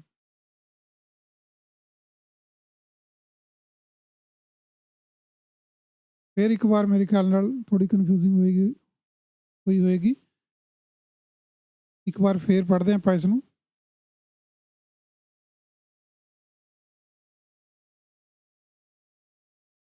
ਪੋਜੀਸ਼ਨ ਹੈ ਜੋ ਉਸਦੀ, ਉਹ ਮੋਮੈਂਟਮ ਦਾ ਸਥਾਨ ਦਰਸਾਉਂਦੀ ਹੈ ਤੇ ਜੋ ਉਸਦੀ ਗਿਣਤੀ ਹੈ ਉਹ ਉਸਦੇ ਆਕੂਪੇਸ਼ਨ ਨੰਬਰ ਨੂੰ ਦਰਸਾਉਂਦੀ ਹੈ ਕਿ ਉਸਦੇ ਉੱਥੇ ਉਸਦਾ ਰੁਤਬਾ ਕੀ ਹੈ। ਉੱਥੇ 1 ਹੈ, 2 ਹੈ, 3 ਹੈ, ਉਸਨੂੰ ਆਕੂਪੇਸ਼ਨ ਨੰਬਰ ਕਿਹਾ ਜਾਂਦਾ ਕਿਉਂਕਿ ਆਕੂਪੇਸ਼ਨ ਨੰਬਰ ਇੱਕ ਤਰ੍ਹਾਂ ਦਾ ਆਪਾਂ ਆਕੂਪੇਸ਼ਨ ਜਿਵੇਂ ਕਿੱਤੇ ਨੂੰ ਵੀ ਕਹਿੰਦੇ ਆ, ਕੋਈ ਕਿੱਤਾ ਕੀ ਹੈ ਉਸਦਾ। ਤੇ ਵੈਸੇ ਤਾਂ ਕਰਕੇ ਇਹ ਉਸਦਾ ਜੋ ਉਸਦੀ ਗਿਣਤੀ ਹੈ ਉਸ ਨੂੰ ਦਰਸਾਉਂਦਾ ਆਕੂਪੇਸ਼ਨ ਨੰਬਰ। ਵੇਵ ਨੰਬਰ ਉਸਦੇ ਮੋਮੈਂਟਮ ਨੂੰ ਦਰਸਾਉਂਦਾ ਤੇ ਉਹ ਕਿਹੜੇ ਸਥਾਨ ਦੇ ਉੱਤੇ ਹੈ। ਆਓ ਅੱਗੇ ਚੱਲਦੇ ਹਾਂ। ਹੁਣ ਅਸੀਂ ਅਜਿਹੀ ਪ੍ਰਕਿਰਿਆ ਨੂੰ ਦਰਸਾਵਾਂਗੇ ਜਿਸ ਦੇ ਵਿੱਚ ਕਿਸੇ ਦਿੱਤੇ ਹੋਏ ਮੋਮੈਂਟਮ ਦੇ ਨਾਲ ਕਣ ਪ੍ਰਕਿਰਿਆ ਵਿੱਚ ਸ਼ੁਰੂਆਤੀ ਮੋਮੈਂਟਮ ਦੇ ਰੂਪ ਵਿੱਚ ਦਾਖਲ ਹੁੰਦਾ ਤੇ ਬਦਲੇ ਹੋਏ ਮੋਮੈਂਟਮ ਦੇ ਰੂਪ ਵਿੱਚ ਬਾਹਰ ਨਿਕਲਦਾ ਹੈ। ਹੁਣ ਤੱਕ ਅਸੀਂ ਇੱਕੋ ਆਯਾਮ ਦੇ ਵਿੱਚ ਕਿਸੇ ਰੇਖਾ ਉੱਤੇ ਗਤੀ ਬਾਰੇ ਗੱਲ ਕਰਦੇ ਆਏ ਹਾਂ। ਅਸੀਂ ਮੋਮੈਂਟਮ ਦੇ ਬਦਲਣ ਬਾਰੇ ਵੀ ਕਲਪਨਾ ਕਰ ਸਕਦੇ ਹਾਂ। ਇੱਥੇ ਅਸੀਂ ਹੁਣ ਅੱਗੇ ਕੀ ਕਰਨ ਜਾ ਰਹੇ ਹਾਂ ਕਿ ਇੱਕ ਐਸਾ ਆਪਰੇਸ਼ਨ ਹੁਣ ਅਸੀਂ ਮੈਥਮੈਟਿਕਲੀ ਲਿਖਾਂਗੇ ਜਿਸ ਦੇ ਵਿੱਚ ਇੱਕ ਦਿੱਤੇ ਹੋਏ ਮੋਮੈਂਟਮ ਤੇ ਇੱਕ ਖਾਸ ਮੋਮੈਂਟਮ ਜੋ ਸਾਨੂੰ ਦਿੱਤਾ ਹੋਵੇ, ਇਸ ਦੇ ਨਾਲ ਇੱਕ ਪਾਰਟੀਕਲ ਦੀ ਪ੍ਰੋਸੈਸ ਦਿਖਾਉਂਦੇ ਆ ਜਿਸ ਵਿੱਚ ਸ਼ੁਰੂਆਤੀ ਮੋਮੈਂਟਮ ਦੇ ਰੂਪ ਦੇ ਵਿੱਚ ਉਹ ਦਾਖਲ ਹੁੰਦਾ ਤੇ ਉਸਦਾ ਪਹਿਲਾ ਮੋਮੈਂਟਮ ਇਨੀਸ਼ੀਅਲ ਮੋਮੈਂਟਮ ਕੁਛ ਹੋਰ ਹੁੰਦਾ ਤੇ ਬਾਅਦ ਵਿੱਚ ਉਹ ਬਦਲ ਕੇ ਮੋਮੈਂਟਮ ਨੂੰ ਬਾਹਰ ਨਿਕਲਦਾ ਹੈ ਉਸ ਐਕਸ਼ਨ ਦੇ ਵਿੱਚ, ਉਸ ਪ੍ਰਕਿਰਿਆ ਦੇ ਵਿੱਚ, ਉਸ ਪ੍ਰੋਸੈਸ ਦੇ ਵਿੱਚ। ਤੇ ਹੁਣ ਤੱਕ ਅਸੀਂ ਇੱਕੋ ਆਯਾਮ ਦੇ ਵਿੱਚ ਕਿਸੇ ਰੇਖਾ ਦੇ ਉੱਤੇ ਗਤੀ ਬਾਰੇ ਗੱਲ ਕਰਦੇ ਆਏ ਹਾਂ, ਇਹ 1 ਡਾਇਮੈਂਸ਼ਨ ਦੇ ਵਿੱਚ। ਤੇ ਹੁਣ ਅਸੀਂ ਮੋਮੈਂਟਮ ਦੇ ਬਦਲਣ ਬਾਰੇ ਵੀ ਕਲਪਨਾ ਕਰ ਸਕਦੇ ਹਾਂ। ਤਾਂ ਇੱਥੇ ਥੋੜ੍ਹਾ ਤੁਹਾਨੂੰ ਫਿਲਾਸਫਿਕਲੀ ਸਮਝਣਾ ਪਏਗਾ ਕਿ ਇੱਕੋ ਆਯਾਮ ਦਾ ਮਤਲਬ ਹੈ ਵਿਲੋਸਿਟੀ, ਕਿ ਉਹ ਜੋ ਗਤੀ ਹੁੰਦੀ ਹੈ ਉਹ ਵਿਲੋਸਿਟੀ ਜਿਸ ਨੂੰ ਕਿਹਾ ਜਾਂਦਾ, ਉਹ ਵਿਲੋਸਿਟੀ ਦੀ ਗੱਲ ਹੁੰਦੀ ਆਈ ਹੈ।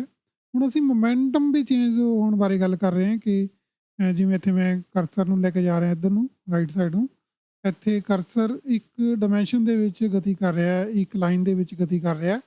ਲੇਕਿਨ ਸਪੋਜ਼ ਕਰੋ ਇਸ ਮੋਮੈਂਟਮ ਦਾ ਮਤਲਬ ਹੈ ਕਿ ਉਸਦੇ ਵਿੱਚ ਕੁਝ ਪਾਵਰ ਆਉਂਦੀ ਹੈ ਤਾਂ ਉਹ ਥੋੜ੍ਹਾ ਉੱਪਰ ਚਲਾ ਜਾਂਦਾ, ਕਿਸੇ ਸਥਾਨ 'ਤੇ ਨੀਚੇ ਚਲੇ ਜਾਂਦਾ। ਉਹ ਵੇਵ ਦੀ ਤਰ੍ਹਾਂ ਉਸਦਾ ਜਿਹੜਾ ਮੋਮੈਂਟਮ ਹੈ ਉਸ ਦੇ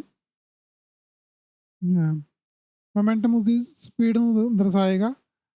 ਵੈਸੇ ਪੋਜੀਸ਼ਨ ਨੂੰ ਥੋੜ੍ਹਾ ਉਲਟੇ ਪਾਸੇ ਉੱਪਰ ਨੂੰ ਪੜ੍ਹਿਆ ਜਾਂਦਾ ਹੈ ਅਤੇ ਮੋਮੈਂਟਮ ਨੂੰ ਸਾਈਡ ਨੂੰ ਪੜ੍ਹਿਆ ਜਾਂਦਾ। ਜੋ ਵਿਲੋਸਿਟੀ ਦੀ MV ਜਿਵੇਂ ਆਪਾਂ ਪੜ੍ਹਦੇ ਹਾਂ ਮੋਮੈਂਟਮ ਨੂੰ, ਤਾਂ ਉਹ ਰਾਈਟ ਸਾਈਡ ਨੂੰ ਇਹ ਵਿਲੋਸਿਟੀ ਦਰਸਾਉਂਦਾ ਅਤੇ ਉੱਪਰ ਨੂੰ ਉਸਦੀ ਉਹ ਐਂਪਲੀਚਿਊਡ ਦਿਖਾਉਂਦਾ ਉਸਦਾ। ਅਤੇ ਐਂਪਲੀਚਿਊਡ ਦੀ ਆਪਾਂ ਗੱਲ ਜ਼ਿਆਦਾ ਕਰਦੇ ਆਏ ਹਾਂ ਅਤੇ ਹੁਣ ਆਪਾਂ ਉਸਦੀ ਗਤੀ ਦੀ ਗੱਲ ਕਰਾਂਗੇ, ਮੋਮੈਂਟਮ ਦੇ ਬਦਲ ਦੀ, ਕਿ ਮੋਮੈਂਟਮ ਵੀ ਉਸਦਾ ਚੇਂਜ ਹੁੰਦਾ ਹੈ, ਉਸਦੀ ਸਪੀਡ ਵੱਧਦੀ ਘਟਦੀ ਹੈ। ਯਾਨੀ ਕਿ ਕਣ ਨੂੰ ਕੋਈ ਚੀਜ਼ ਧੱਕਾ ਮਾਰਦੀ ਹੈ ਅਤੇ ਇਸ ਦਾ ਮੋਮੈਂਟਮ ਬਦਲ ਜਾਂਦਾ ਹੈ, ਯਾਨੀ ਕਿ ਉਸਦੀ ਵਿਲੋਸਿਟੀ ਬਦਲ ਜਾਂਦੀ ਹੈ, ਉਹਦੀ ਸਪੀਡ ਬਦਲ ਜਾਂਦੀ ਹੈ। ਅਤੇ ਅਸੀਂ ਇਸ ਨੂੰ ਇੱਕ ਆਪਰੇਟਰ ਦੇ ਰਾਹੀਂ ਦਰਸਾ ਸਕਦੇ ਹਾਂ ਜੋ ਇਹ ਤਬਦੀਲੀਆਂ ਕਰਦਾ ਹੋਵੇ। ਇਸ ਦੇ ਲਈ ਅਸੀਂ ਐਨੀਲੇਸ਼ਨ ਆਪਰੇਟਰ A ਮਾਈਨਸ ਲੈਂਦੇ ਆ ਜੋ ਕਣ ਨੂੰ ਮਿਟਾ ਦਿੰਦਾ ਹੈ। ਤਾਂ ਸਭ ਤੋਂ ਪਹਿਲਾ ਕੰਮ ਹੈ ਕਿ ਉਹ ਕਣ ਨੂੰ ਖਤਮ ਕਰ ਦਿਓ ਉੱਥੋਂ, ਜਿਸ ਦਾ ਆਪਰੇਟਰ ਜਿਸ ਦੀ ਗੱਲ ਹੋ ਰਹੀ ਹੈ। ਬਹੁਤ ਧਿਆਨ ਦੇ ਨਾਲ ਤੁਹਾਨੂੰ ਸਮਝਣਾ ਪਏਗਾ, ਕਾਫੀ ਆਸਾਨ ਹੈ ਬੱਚਿਆਂ ਦੀ ਖੇਡ ਵਾਂਗੂ। ਤਾਂ ਇਸ ਦੇ ਲਈ ਅਸੀਂ ਐਨੀਲੇਸ਼ਨ ਆਪਰੇਟਰ ਪਹਿਲਾਂ ਲੈਂਦੇ ਹਾਂ A ਮਾਈਨਸ, ਜੋ ਉਸ ਕਣ ਨੂੰ ਮਿਟਾ ਦਿੰਦਾ ਹੈ। 7ਵੇਂ ਮੰਨ ਲਓ ਅਸੀਂ ਇੱਥੇ ਇੱਕ ਐਗਜ਼ਾਮਪਲ ਲਈ ਹੈ 7ਵੇਂ ਸਥਾਨ ਦੇ ਉੱਤੇ K7 ਦੀ।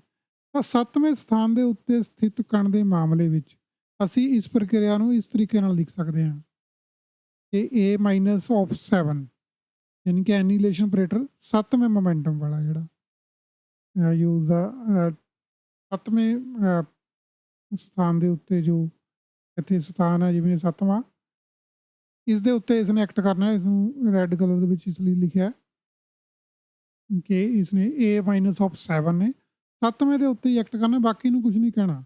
ਬਾਕੀ ਨੂੰ ਕਿਉਂ ਨਹੀਂ ਕਹਿਣਾ, ਉਹ ਆਪਾਂ ਐਂਟੈਂਗਲਮੈਂਟ ਵਾਲੇ ਉਹਦੇ 'ਚ ਪੜ੍ਹ ਚੁੱਕੇ ਹਾਂ ਕਿ ਉਹ ਜੋ ਆਪਰੇਟਰ ਹੁੰਦਾ ਜੋ ਉਹ ਆਪਣੇ ਸੰਬੰਧਿਤ ਕਣ ਦੇ ਨਾਲ ਹੀ ਐਕਟ ਕਰਦਾ, ਬਾਕੀ ਨਾਲ ਉਸਨੂੰ ਕੋਈ ਮਤਲਬ ਨਹੀਂ ਹੁੰਦਾ। ਤਾਂ ਤੁਹਾਨੂੰ ਸਲਾਹ ਦੇਵਾਂਗਾ ਕਿ ਇੱਕ ਵਾਰ ਕੁਆਂਟਮ ਮਕੈਨਿਕਸ ਦੇ ਕੋਰਸ ਨੂੰ ਇੱਕ ਵਾਰ ਪੜ੍ਹ ਲਿਆ ਜਾਵੇ। ਉਹ ਇੰਟਰਸਟਿੰਗ ਨਹੀਂ ਹੈ, ਥੋੜ੍ਹਾ ਬੋਰਿੰਗ ਹੈ, ਪਰ ਅਗਰ ਉਸ ਬੋਰਿੰਗ ਨੂੰ ਥੋੜ੍ਹਾ ਉਸਦਾ ਬੇਸਿਕ ਉੱਥੋਂ ਪਤਾ ਲੱਗ ਜਾਏਗਾ ਤੁਹਾਨੂੰ, ਤਾਂ ਅੱਗੇ ਜਿਹੜੀਆਂ ਇੰਟਰਸਟਿੰਗ ਚੀਜ਼ਾਂ ਇਹਨਾਂ ਨੂੰ ਸਮਝਣ ਵਿੱਚ ਤੁਹਾਨੂੰ ਆਸਾਨੀ ਹੋ ਜਾਏਗੀ ਅਤੇ ਬਹੁਤ ਸੌਖੀਆਂ ਲੱਗਣਗੀਆਂ, ਬੜਾ ਮਜ਼ਾ ਆਏਗਾ ਇਹਨਾਂ ਦੇ ਵਿੱਚ। ਤਾਂ ਹੁਣ ਉਹ ਆਪਣਾ ਮੈਂ ਵੀ ਕਾਫੀ ਉਹ 40 ਜੋ ਪਹਿਲਾਂ ਸਾਰੇ 25 ਵੀਡੀਓਜ਼ ਦੇ ਬਣਾਏ ਨੇ ਕੁਆਂਟਮ ਮਕੈਨਿਕਸ ਦੇ, ਉਹਨਾਂ 'ਚ ਕਾਫੀ ਬੋਰਿੰਗ ਟਾਈਪ ਨਾਲ ਹੀ ਮਹਿਸੂਸ ਕੀਤਾ ਸਾਰਾ, ਕਿ ਜ਼ਿਆਦਾ ਮਜ਼ਾ ਨਹੀਂ ਆਇਆ ਉਹਨਾਂ ਨੂੰ ਬਣਾਉਂਦੇ ਵਕਤ। ਲੇਕਿਨ ਇੱਥੇ ਜੋ ਕੁਆਂਟਮ ਫੀਲਡ ਥਿਊਰੀ ਹੈ ਇਹ ਕਾਫੀ ਆਸਾਨ ਹੈ। ਇਹ ਅਗਰ ਤੁਹਾਨੂੰ ਕੁਆਂਟਮ ਮਕੈਨਿਕਸ ਦਾ ਕੋਰਸ ਤੁਸੀਂ ਕੀਤਾ ਹੋਇਆ ਜਾਂ ਉਸਦੇ ਵਿੱਚ ਬੇਸਿਕ ਕਈ ਚੀਜ਼ਾਂ ਦਾ, ਪਰਿਭਾਸ਼ਾਵਾਂ ਦਾ, ਡੈਫੀਨੇਸ਼ਨ ਤੁਹਾਨੂੰ ਪਤਾ, ਤਾਂ ਇੱਥੇ ਐਟ ਵੈਕਟਰ ਹੈ ਦੇ ਜੋ ਅਵਸਥਾ ਹੈ, ਇਸ ਦੀ ਅਵਸਥਾ ਵੈਕਟਰ ਹੈ, ਜਿਸ ਦੇ ਵਿੱਚ 7ਵੇਂ ਸਥਾਨ ਦੇ ਉੱਤੇ ਕਣ ਹੈ। ਦੇਖੋ ਪਹਿਲਾ, ਦੂਜਾ, ਤੀਜਾ, ਚੌਥਾ, 5ਵਾਂ, 6ਵਾਂ ਅਤੇ 7ਵਾਂ। 7ਵੇਂ ਦੇ ਉੱਤੇ ਇੱਕ ਕਣ ਹੈ, ਕਣ ਦੀ ਜੋ ਪੋਜੀਸ਼ਨ ਹੈ 7ਵੇਂ ਸਥਾਨ ਦੇ ਉੱਤੇ ਹੈ, ਉਸਦਾ ਮੋਮੈਂਟਮ ਹੈ ਜਿਹੜਾ ਉਸਦੀ ਪੋਜੀਸ਼ਨ ਦੇ ਨਾਲ ਹੀ ਬਣਦਾ। ਤਾਂ ਇਸ ਨੂੰ 7ਵੇਂ ਨੰਬਰ ਵਾਲਾ ਐਨੀਲੇਸ਼ਨ ਆਪਰੇਟਰ ਖਤਮ ਕਰਦਾ ਹੈ। ਪਹਿਲਾਂ ਤਾਂ ਇਸ ਨੂੰ ਇਹ 0 ਕਰ ਦਿੰਦਾ ਹੈ, ਇੱਥੇ 1 ਸੀ ਇੱਥੇ 0 ਆ ਗਈ ਹੈ, ਅਤੇ ਆਪਰੇਟਰ ਦਾ ਕੰਮ ਖਤਮ ਹੋ ਜਾਂਦਾ। ਇਸਦਾ ਇੰਨਾ ਹੀ ਕੰਮ ਹੁੰਦਾ ਕਿ ਇਸਨੇ 7ਵੇਂ ਸਥਾਨ ਦੇ ਉੱਤੇ ਇਸ ਨੂੰ ਖਤਮ ਕਰਨਾ। ਅਤੇ ਇੱਥੇ ਇੱਕ ਹੋਰ ਵੀ ਗੱਲ ਸੀ ਕਿ ਇਹ ਇੱਕ ਖਾਸ ਸੰਖਿਆ ਦੇ ਨਾਲ ਗੁਣਾ ਵੀ ਕਰਦਾ, ਉਹ ਆਪਾਂ ਬਾਅਦ ਵਿੱਚ ਪੜ੍ਹਾਂਗੇ। ਕਿ ਫਿਲਹਾਲ ਆਪਾਂ ਇੱਥੇ ਇਸ ਦੀ ਡੈਫੀਨੇਸ਼ਨ ਤੱਕ ਮਤਲਬ ਆਪਾਂ ਨੂੰ ਫਿਲਹਾਲ ਇਹ 7ਵੇਂ ਆਪਣੇ ਸੰਬੰਧਿਤ ਸਥਾਨ 'ਤੇ A ਮਾਈਨਸ ਆਫ ਜੋ K ਹੈ ਉਸਦਾ ਵੇਵ ਨੰਬਰ ਹੈ, ਜੋ ਉਸਦੀ ਜੋ ਇਸਦਾ ਮੋਮੈਂਟਮ ਹੈ, ਵੇਵ ਨੰਬਰ ਦੇ ਨਾਲ ਹੀ ਮੋਮੈਂਟਮ ਬਣਦਾ, ਤਾਂ ਉਸ ਨੂੰ ਖਤਮ ਕਰ ਦਿੰਦਾ। ਆਓ ਅੱਗੇ ਪੜ੍ਹਦੇ ਹਾਂ। ਹੁਣ ਅਸੀਂ ਇਸ ਸਥਾਨ ਦੇ ਉੱਤੇ ਇੱਕ ਹੋਰ ਕਣ ਬਦਲੇ ਹੋਏ ਮੋਮੈਂਟਮ ਵਾਲਾ ਰੱਖ ਦੇਣਾ ਹੁੰਦਾ ਹੈ। ਤਾਂ ਮੰਨ ਲਓ ਅਸੀਂ K9 ਮੋਮੈਂਟਮ ਵਾਲਾ ਕਣ ਇਸ ਸਥਾਨ ਦੇ ਉੱਤੇ ਰਚਣਾ, ਤਾਂ ਅਸੀਂ creation operator A plus of 9 ਲਵਾਂਗੇ, ਜੋ ਤੇ ਇਸ ਖਾਲੀ ਅਵਸਥਾ ਵੈਕਟਰ ਉੱਤੇ ਕਿਰਿਆ ਕਰਵਾਉਂਦੇ ਆ। ਇੱਥੇ A ਮਾਈਨਸ ਇੱਥੇ ਇਹ ਗਲਤ ਲਿਖਿਆ ਗਿਆ, A ਮਾਈਨਸ, ਮੈਂ ਥੋੜ੍ਹਾ ਇਸ ਨੂੰ ਠੀਕ ਕਰਦਾ। ਹਾਂਜੀ, A ਮਾਈਨਸ ਨੂੰ ਠੀਕ ਕਰ ਦਿੱਤਾ ਗਿਆ। A ਪਲੱਸ ਆਫ 9 ਲੈਂਦੇ ਆ, ਅਤੇ ਜੋ ਇੱਕ ਖਾਲੀ ਅਵਸਥਾ ਵੈਕਟਰ ਹੈ 0 0 ਸਾਰੇ, ਜਿਸ ਦੇ ਵਿੱਚ ਕੋਈ ਮੋਮੈਂਟਮ ਨਹੀਂ ਹੈ, ਜੋ ਕਿ ਪਹਿਲਾਂ 7ਵੇਂ ਸਥਾਨ ਦੇ ਉੱਤੇ ਕੋਈ ਪਹਿਲਾਂ ਕਣ ਸੀ, ਉਸਨੂੰ A ਮਾਈਨਸ ਆਫ 7 ਨੇ ਖਤਮ ਕਰਤਾ, ਅਤੇ ਉਹ ਸਾਰੀਆਂ 0 ਬਣ ਗਈਆਂ, ਮੋਮੈਂਟਮ ਖਤਮ ਹੋ ਗਿਆ। ਅਤੇ ਇੱਥੇ A ਪਲੱਸ 9 ਵਾਲਾ ਇਸ ਨੂੰ 9ਵੇਂ ਸਥਾਨ ਦੇ ਉੱਤੇ A ਪਲੱਸ 9 9ਵਾਂ ਸਥਾਨ ਹੈ, ਜੋ ਇਸਦਾ 1 2 3 4 5 6 7 8 9 ਇਹ ਅਖੀਰਲਾ ਜੋ ਇਹ ਇੱਥੇ ਇਸ ਪਿੰਕ ਕਲਰ ਦਾ ਮੈਂ 1 ਇੱਥੇ ਲਿਖਿਆ, ਜਿੱਥੇ ਇੱਥੇ ਇਹ ਕਣ ਨੂੰ ਕ੍ਰੀਏਟ ਕਰ ਦਿੰਦਾ। A ਪਲੱਸ ਆਫ 9 9ਵੇਂ ਸਥਾਨ ਦੇ ਉੱਤੇ ਇੱਕ ਕਣ ਦਿੰਦਾ ਸਾਨੂੰ। ਇੱਕ ਵਾਰ ਫੇਰ ਰਿਪੀਟ ਕਰਦਾ, 9ਵਾਂ ਸਥਾਨ ਹੈ ਜੋ ਉਹ ਵੇਵ ਨੰਬਰ ਹੈ 9, ਤੇ ਇੱਕ ਕਣ ਹੈ ਉਹ ਆਕੂਪੇਸ਼ਨ ਨੰਬਰ ਹੈ। ਉੱਥੇ ਕਿੰਨੇ ਕਣ ਦਿੰਦਾ ਸਾਨੂੰ। ਤਾਂ ਕਣ ਨੂੰ ਨਸ਼ਟ ਕਰਨ ਤੇ ਫੇਰ ਪੈਦਾ ਕਰਨ ਦੇ ਇਸ ਕੰਬੀਨੇਸ਼ਨ ਨੂੰ, ਇਸ ਸੰਯੁਕਤ ਆਪਰੇਸ਼ਨ ਨੂੰ ਇਸ ਤਰੀਕੇ ਨਾਲ ਆਪਾਂ ਇਕੱਠਾ ਲਿਖ ਸਕਦੇ ਹਾਂ। ਤਾਂ ਦੇਖੋ ਦੋਵੇਂ ਆਪਰੇਸ਼ਨ ਇੱਥੇ ਇਕੱਠੇ ਲਿਖ ਦਿੱਤੇ ਨੇ।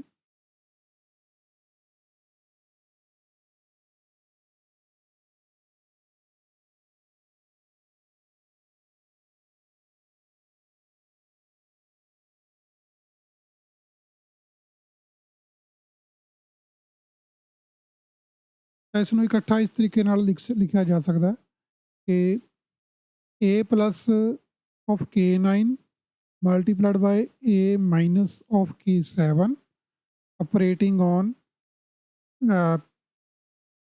this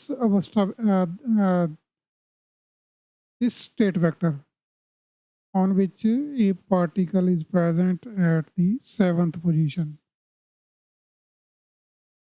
1 2 3 4 5 6 7 ਤਾਂ 7ਵੇਂ ਸਥਾਨ ਦੇ ਉੱਤੇ ਇੱਥੇ ਪਾਰਟੀਕਲ ਹੈ ਇੱਕ ਜੋ ਕਣ ਜੋ ਯੈਲੋ ਕਲਰ 'ਚ ਲਿਖਿਆ ਗਿਆ।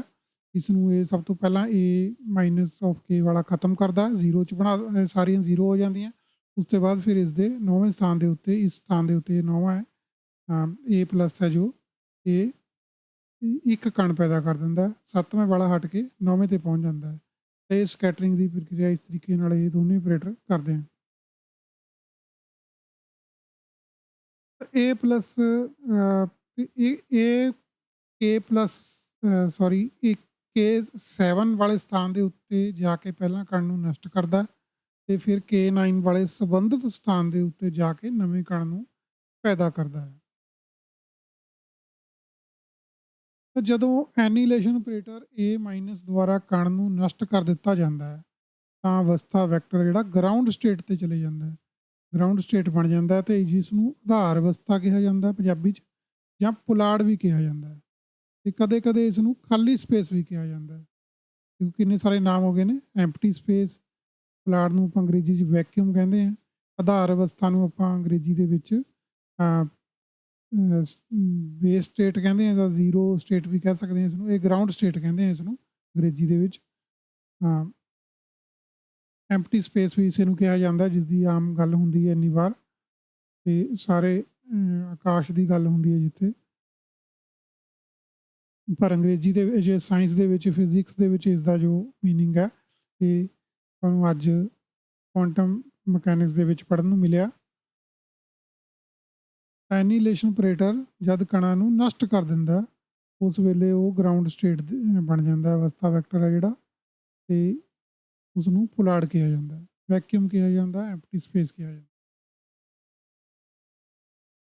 ਇਸ ਦੇ ਅੰਦਰ ਖਾਲੀ ਸਥਾਨਾਂ ਦੇ ਉੱਤੇ 0 ਹੁੰਦੀ ਹੈ, ਪਰ ਇਸ ਸੰਪੂਰਨ ਸਟੇਟ ਵੈਕਟਰ ਨੂੰ 0 ਨਹੀਂ ਕਿਹਾ ਜਾਣਾ ਚਾਹੀਦਾ ਕਿਉਂਕਿ ਇਹ ਅੰਕ ਗਣਿਤ ਵਾਲਾ 0 ਨਹੀਂ ਹੁੰਦਾ ਜਿਸ ਨੂੰ ਕਿਸੇ ਚੀਜ਼ ਨਾਲ ਗੁਣਾ ਕਰਨ ਤੇ 0 ਮਿਲਦਾ ਹੋਵੇ, ਸਗੋਂ ਇਹ ਇੱਕ ਐਸਾ 0 ਵੈਕਟਰ ਹੁੰਦਾ ਜਿਸ ਦਾ ਆਪਣੇ ਕੰਪਲੈਕਸ ਕੰਜੂਗੇਟ ਬਰਾ ਅਵਸਥਾ ਦੇ ਨਾਲ ਇਨਰ ਪ੍ਰੋਡਕਟ ਹੈ ਜਿਹੜਾ ਉਹ 1 ਹੁੰਦਾ ਹੈ।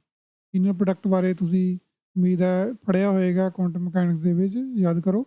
ਤੇ ਅਗਰ ਤੁਹਾਨੂੰ ਇਹ ਸ਼ਬਦ ਹੈ ਅੰਦਰੂਨੀ ਗੁਣਨਫਲ ਜਾਂ ਇਨਰ ਪ੍ਰੋਡਕਟ ਇਹ ਅਜੀਬ ਲੱਗਦਾ, ਤੁਸੀਂ ਕੁਆਂਟਮ ਮਕੈਨਿਕਸ ਦਾ ਕੋਰਸ ਦੇਖ ਸਕਦੇ ਆ ਕਿਸੇ ਚੈਨਲ ਤੇ। ਤਾਂ ਇਨਰ ਪ੍ਰੋਡਕਟ ਇਸ ਦਾ 1 ਹੁੰਦਾ ਤੇ 0 ਨਹੀਂ ਹੁੰਦਾ, ਅਰਥਾਤ 0 ਦੇ ਨਾਲ ਜੋ ਇਨਰ ਪ੍ਰੋਡਕਟ ਹੈ ਜ਼ੀਰੋ ਤੇ ਹੈ ਨਹੀਂ, 0 ਇਸ ਨੂੰ ਸਟੇਟ ਕਿਹਾ ਜਾਂਦਾ, ਇਸ ਨੂੰ ਸਟੇਟ ਵੈਕਟਰ ਕਿਹਾ ਜਾਂਦਾ ਤੇ ਸਟੇਟ ਵੈਕਟਰ ਦਾ ਉਸੇ ਸਟੇਟ ਵੈਕਟਰ ਦੇ ਨਾਲ ਜੋ ਇਨਰ ਪ੍ਰੋਡਕਟ ਹੈ ਉਹ 1 ਹੁੰਦਾ। 1 ਦਾ ਮਤਲਬ ਹੈ ਕਿ ਸੰਪੂਰਨ ਹੁੰਦਾ ਸਾਰਾ, ਉਸਦੀ ਜਿਹੜੀ ਪੋਜੀਸ਼ਨ ਹੈ ਉਹ ਉਹੀ ਪੋਜੀਸ਼ਨ ਹੁੰਦੀ ਹੈ, ਆਪਣੇ ਆਪ ਦੇ ਵਿੱਚ ਹੀ ਹੁੰਦੀ ਹੈ। ਇਸ ਦਾ ਬੜਾ ਡੀਪ ਮੀਨਿੰਗ ਹੈ, ਇਸ ਨੂੰ ਹੌਲੀ ਹੌਲੀ ਆਪਾਂ ਅੱਗੇ ਪੜ੍ਹਦੇ ਜਾਵਾਂਗੇ ਤੇ ਹਜੇ ਫਿਲਹਾਲ ਆਪਾਂ ਅੱਗੇ ਚੱਲਦੇ ਹਾਂ।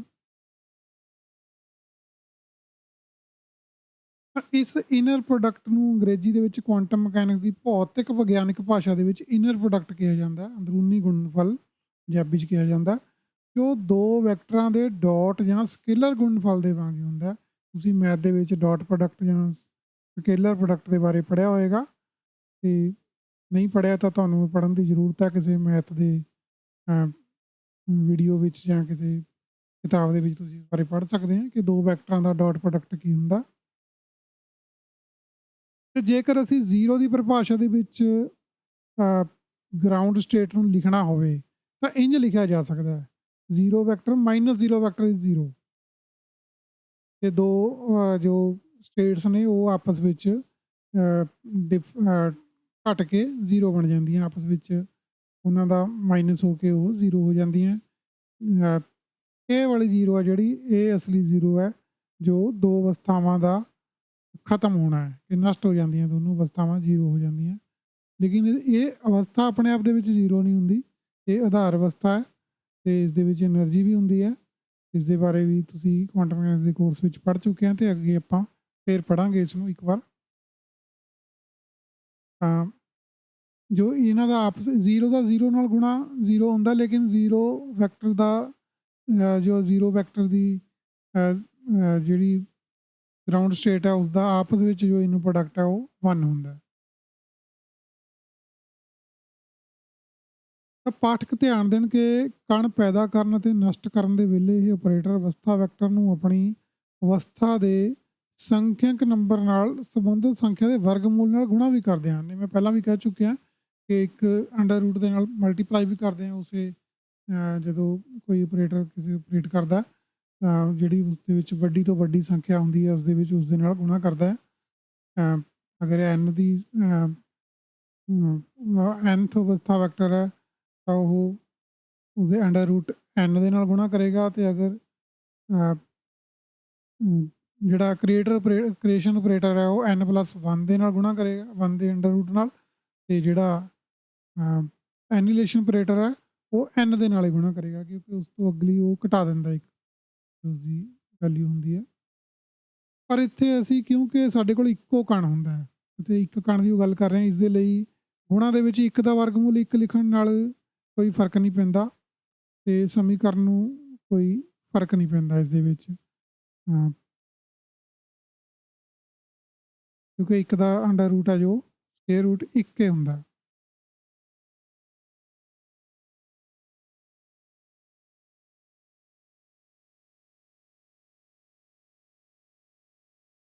ਹੁਣ ਅਸੀਂ ਇਸ ਪ੍ਰੋਬੇਬਿਲਿਟੀ ਦੇ ਉੱਤੇ ਵਿਚਾਰ ਕਰਦੇ ਹਾਂ ਕਿ ਜਿਹੜੇ ਕੁਦਰਤ ਦੇ ਨਿਯਮ ਨੇ, ਪ੍ਰੋਬੇਬਿਲਿਟੀ ਨਹੀਂ, ਇਸਨੂੰ ਸੰਭਾਵਨਾ ਹੀ ਪੜ੍ਹਨਾ ਹੈ, ਤਾਂ ਅਸੀਂ ਇਸ ਸੰਭਾਵਨਾ ਦੇ ਉੱਤੇ ਵਿਚਾਰ ਕਰਦੇ ਹਾਂ ਕਿ ਕੁਦਰਤ ਦੇ ਨਿਯਮ ਇਸ ਗੱਲ ਦੀ ਆਗਿਆ ਦਿੰਦੇ ਹੋਣ ਕਿ ਕਣਾਂ ਦੇ ਜਿਹੜੀ ਸੰਖਿਆ, ਕਣਾਂ ਦੀ ਗਿਣਤੀ ਹੈ ਜੋ ਉਹ ਸੁਰੱਖਿਅਤ ਰੱਖਣੀ ਜ਼ਰੂਰੀ ਨਹੀਂ ਹੈ, ਯਾਨੀ ਕਿ ਕਣਾਂ ਦੀ ਸੰਖਿਆ ਬਦਲੀ ਵੀ ਜਾ ਸਕਦੀ ਹੈ। ਇਹ ਕੀ ਗੱਲ ਕਹੀ ਜਾ ਰਹੀ ਹੈ ਇਸ ਦੇ ਬਾਰੇ ਆਪਾਂ ਅੱਗੇ ਪੜ੍ਹਾਂਗੇ।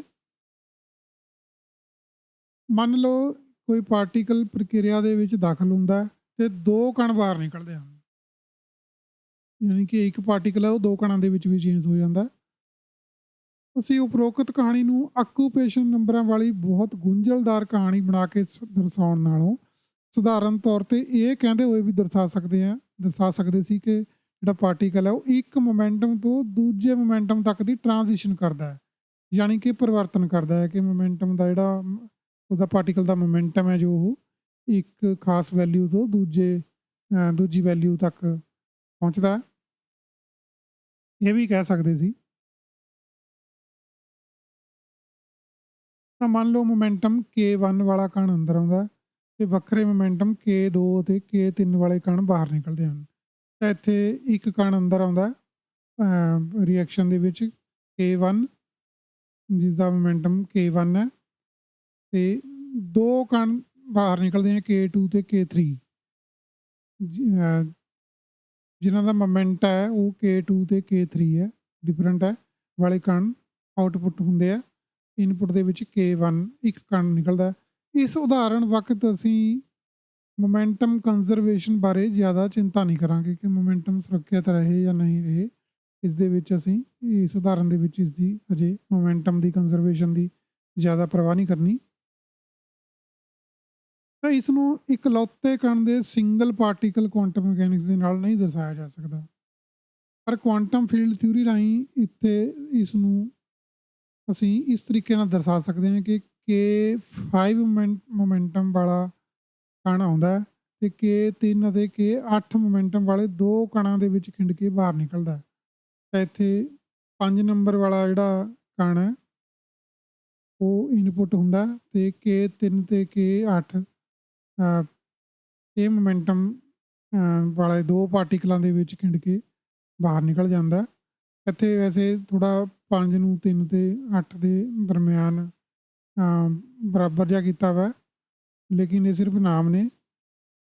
ਇਹ ਜ਼ਰੂਰੀ ਨਹੀਂ ਹੈ ਕਿ ਵੈਲਿਊ ਦੇ ਵਾਈਜ਼ ਬਰਾਬਰ ਹੈ ਕਿ 5 ਵਿੱਚੋਂ ਉਹ 2 ਘੱਟ ਹੈ ਤੇ ਇੱਧਰ K8 ਹੈ ਜਿਹੜਾ ਉਹ 3 ਵੱਧ ਹੈ। ਵੈਸੇ ਇੱਥੇ ਵੀ ਬਰਾਬਰ ਹੀ ਹੈ, ਇਸ ਲਈ ਇਸਦਾ ਕੋਈ ਵਹਿਮ ਨਹੀਂ ਕਰਨਾ। ਇੱਥੇ ਸਿਰਫ ਇਹ ਨੰਬਰ ਹੈ ਕਿ ਇੱਕ ਖਾਸ ਮੋਮੈਂਟਮ ਆਉਂਦਾ ਤੇ 2 ਅਲੱਗ ਮੋਮੈਂਟਮ ਬਾਹਰ ਨਿਕਲਦੇ ਆ। ਇਹਨਾਂ ਚੋਂ ਇੱਕ ਮੋਮੈਂਟਮ ਉਸ ਤੋਂ ਵੱਧ ਜਾਂਦਾ, ਇੱਕ ਦਾ ਘੱਟ ਜਾਂਦਾ।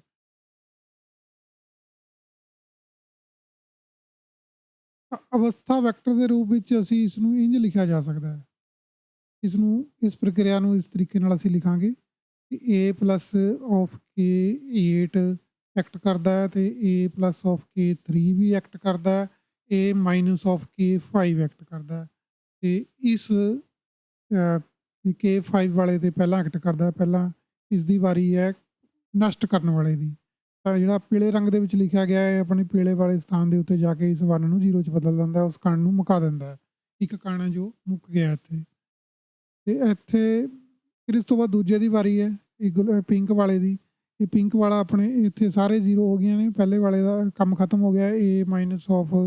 A-K5 ਹੈ ਜੋ ਉੜ ਗਿਆ ਤੇ ਦੂਜਾ ਹੁਣ ਇੱਥੇ ਇਹ ਵਾਲਾ ਕੰਮ ਕਰੇਗਾ ਆਪਰੇਟਰ A+K3। ਇੱਥੇ K3 ਦਾ ਮਤਲਬ ਇਹ ਤੀਜੇ ਸਥਾਨ ਦੇ ਉੱਤੇ ਇਸ ਪਿੰਕ ਦੇ ਉੱਤੇ, ਜਿਸ ਨੂੰ ਮੈਂ ਪਹਿਲਾਂ ਹੀ ਪਿੰਕ ਕੀਤਾ ਵਾ, ਇਸ ਦੇ ਉੱਤੇ ਇੱਕ ਪਾਰਟੀਕਲ ਕ੍ਰੀਏਟ ਕਰੇਗਾ ਇਹ ਵਾਲਾ ਤੇ ਆਪਣਾ ਕੰਮ ਖਤਮ ਕਰਕੇ ਆਪਣੇ ਰਾਹ ਪਏਗਾ। ਤੇ ਇਸ ਤੋਂ ਬਾਅਦ ਫਿਰ K8 ਵਾਲਾ ਇੱਕ ਹੋਰ ਪਾਰਟੀਕਲ 8ਵੇਂ ਸਥਾਨ ਦੇ ਉੱਤੇ ਕ੍ਰੀਏਟ ਕਰੇਗਾ। ਇੱਥੇ ਹੁਣ ਇਸ ਦੀ ਵਾਰੀ ਹੈ, ਇੱਥੇ ਇਹ ਗ੍ਰੀਨ ਕੀਤਾ ਵਾ 8ਵਾਂ ਸਥਾਨ ਹੈ। 1 2 3 4 5 6 7 8। ਤਾਂ ਇੱਥੇ A+8 ਹੈ ਜਿਹੜਾ ਇਹ ਰੇਜ਼ਿੰਗ ਆਪਰੇਟਰ, ਇੱਥੇ ਇੱਕ ਮੋਮੈਂਟਮ ਨੂੰ ਇਸਦਾ 0 ਤੋਂ ਮੋਮੈਂਟਮ ਵਧਾ ਕੇ 1 ਕਰ ਦਿੰਦਾ ਤੇ ਲਾਸਟ ਵਿੱਚ ਇਹ ਸਾਰੇ ਆਪਰੇਟਰ ਆਪਣਾ ਕੰਮ ਕਰਕੇ ਚਲੇ ਜਾਂਦੇ ਨੇ। ਤੇ ਇਹ ਸਾਰੀ ਇਕੁਏਸ਼ਨ ਹੈ ਜੋ @at 0 0 1 0 0 0 1 ਤੇ ਅੱਗੇ ਬਾਕੀ ਹੋਰ ਵੀ ਸਾਰੀ ਜਗ੍ਹਾ 0 ਇਹ ਵਾਲੀ ਅਵਸਥਾ ਬਣ ਜਾਂਦੀ ਹੈ। ਤਾਂ ਇੱਥੇ ਇੱਕ ਕਣ ਜੋ 2 ਦੇ ਵਿੱਚ ਕਿਵੇਂ ਚੇਂਜ ਹੁੰਦਾ ਇਹ ਦਿਖਾਇਆ ਗਿਆ। ਹੋਰ ਵੀ ਕਾਫੀ ਸਾਰੇ ਵੱਧ ਘੱਟ ਹੋ ਸਕਦੇ ਨੇ, ਜਿਵੇਂ ਮਨ ਮਰਜ਼ੀ ਤੁਸੀਂ ਬਣਾ ਸਕਦੇ ਆ।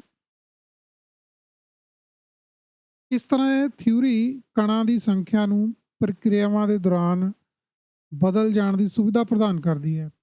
ਇਸ ਤਰ੍ਹਾਂ ਕ੍ਰੀਏਸ਼ਨ ਜਾਂ ਰਚਨਾਤਮਕ ਆਪਰੇਟਰ A+Kn ਆਪਣੇ K ਮੋਮੈਂਟਮ ਦੇ ਨਾਲ ਸੰਬੰਧਿਤ ਕਣ ਪੈਦਾ ਕਰਦਾ ਹੈ ਅਤੇ ਐਨੀਲੇਸ਼ਨ ਜਾਂ ਨਿਸ਼ਟਾਤਮਕ ਆਪਰੇਟਰ A-Kn ਆਪਣੇ K ਨਾਲ ਸੰਬੰਧਿਤ ਕਣ ਅਲੋਪ ਕਰਦਾ ਹੈ। ਪਰ ਸਾਈ ਡੈਗਰ ਔਰ of x operator, psi dagger of x ਜਾਂ ਸਾਈ ਆਫ ਐਕਸ, ਜਿਹੜੇ ਆ ਆਪਰੇਟਰ ਅਸੀਂ ਉੱਪਰ ਲਿਖੇ ਨੇ ਐਡੇ ਵੱਡੇ ਸਾਈ ਆਫ ਐਕਸ ਤੇ ਸਾਈ ਡੈਗਰ ਆਫ ਐਕਸ, ਇਹ ਆਪਰੇਟਰ ਕੀ ਕਰਦੇ ਹਨ?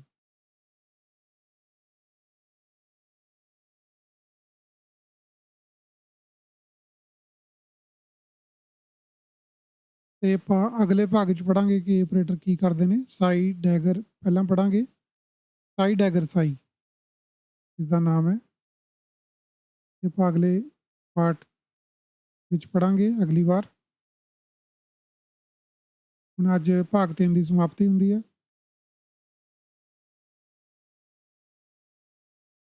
ਦੇਖਣ ਲਈ ਧੰਨਵਾਦ।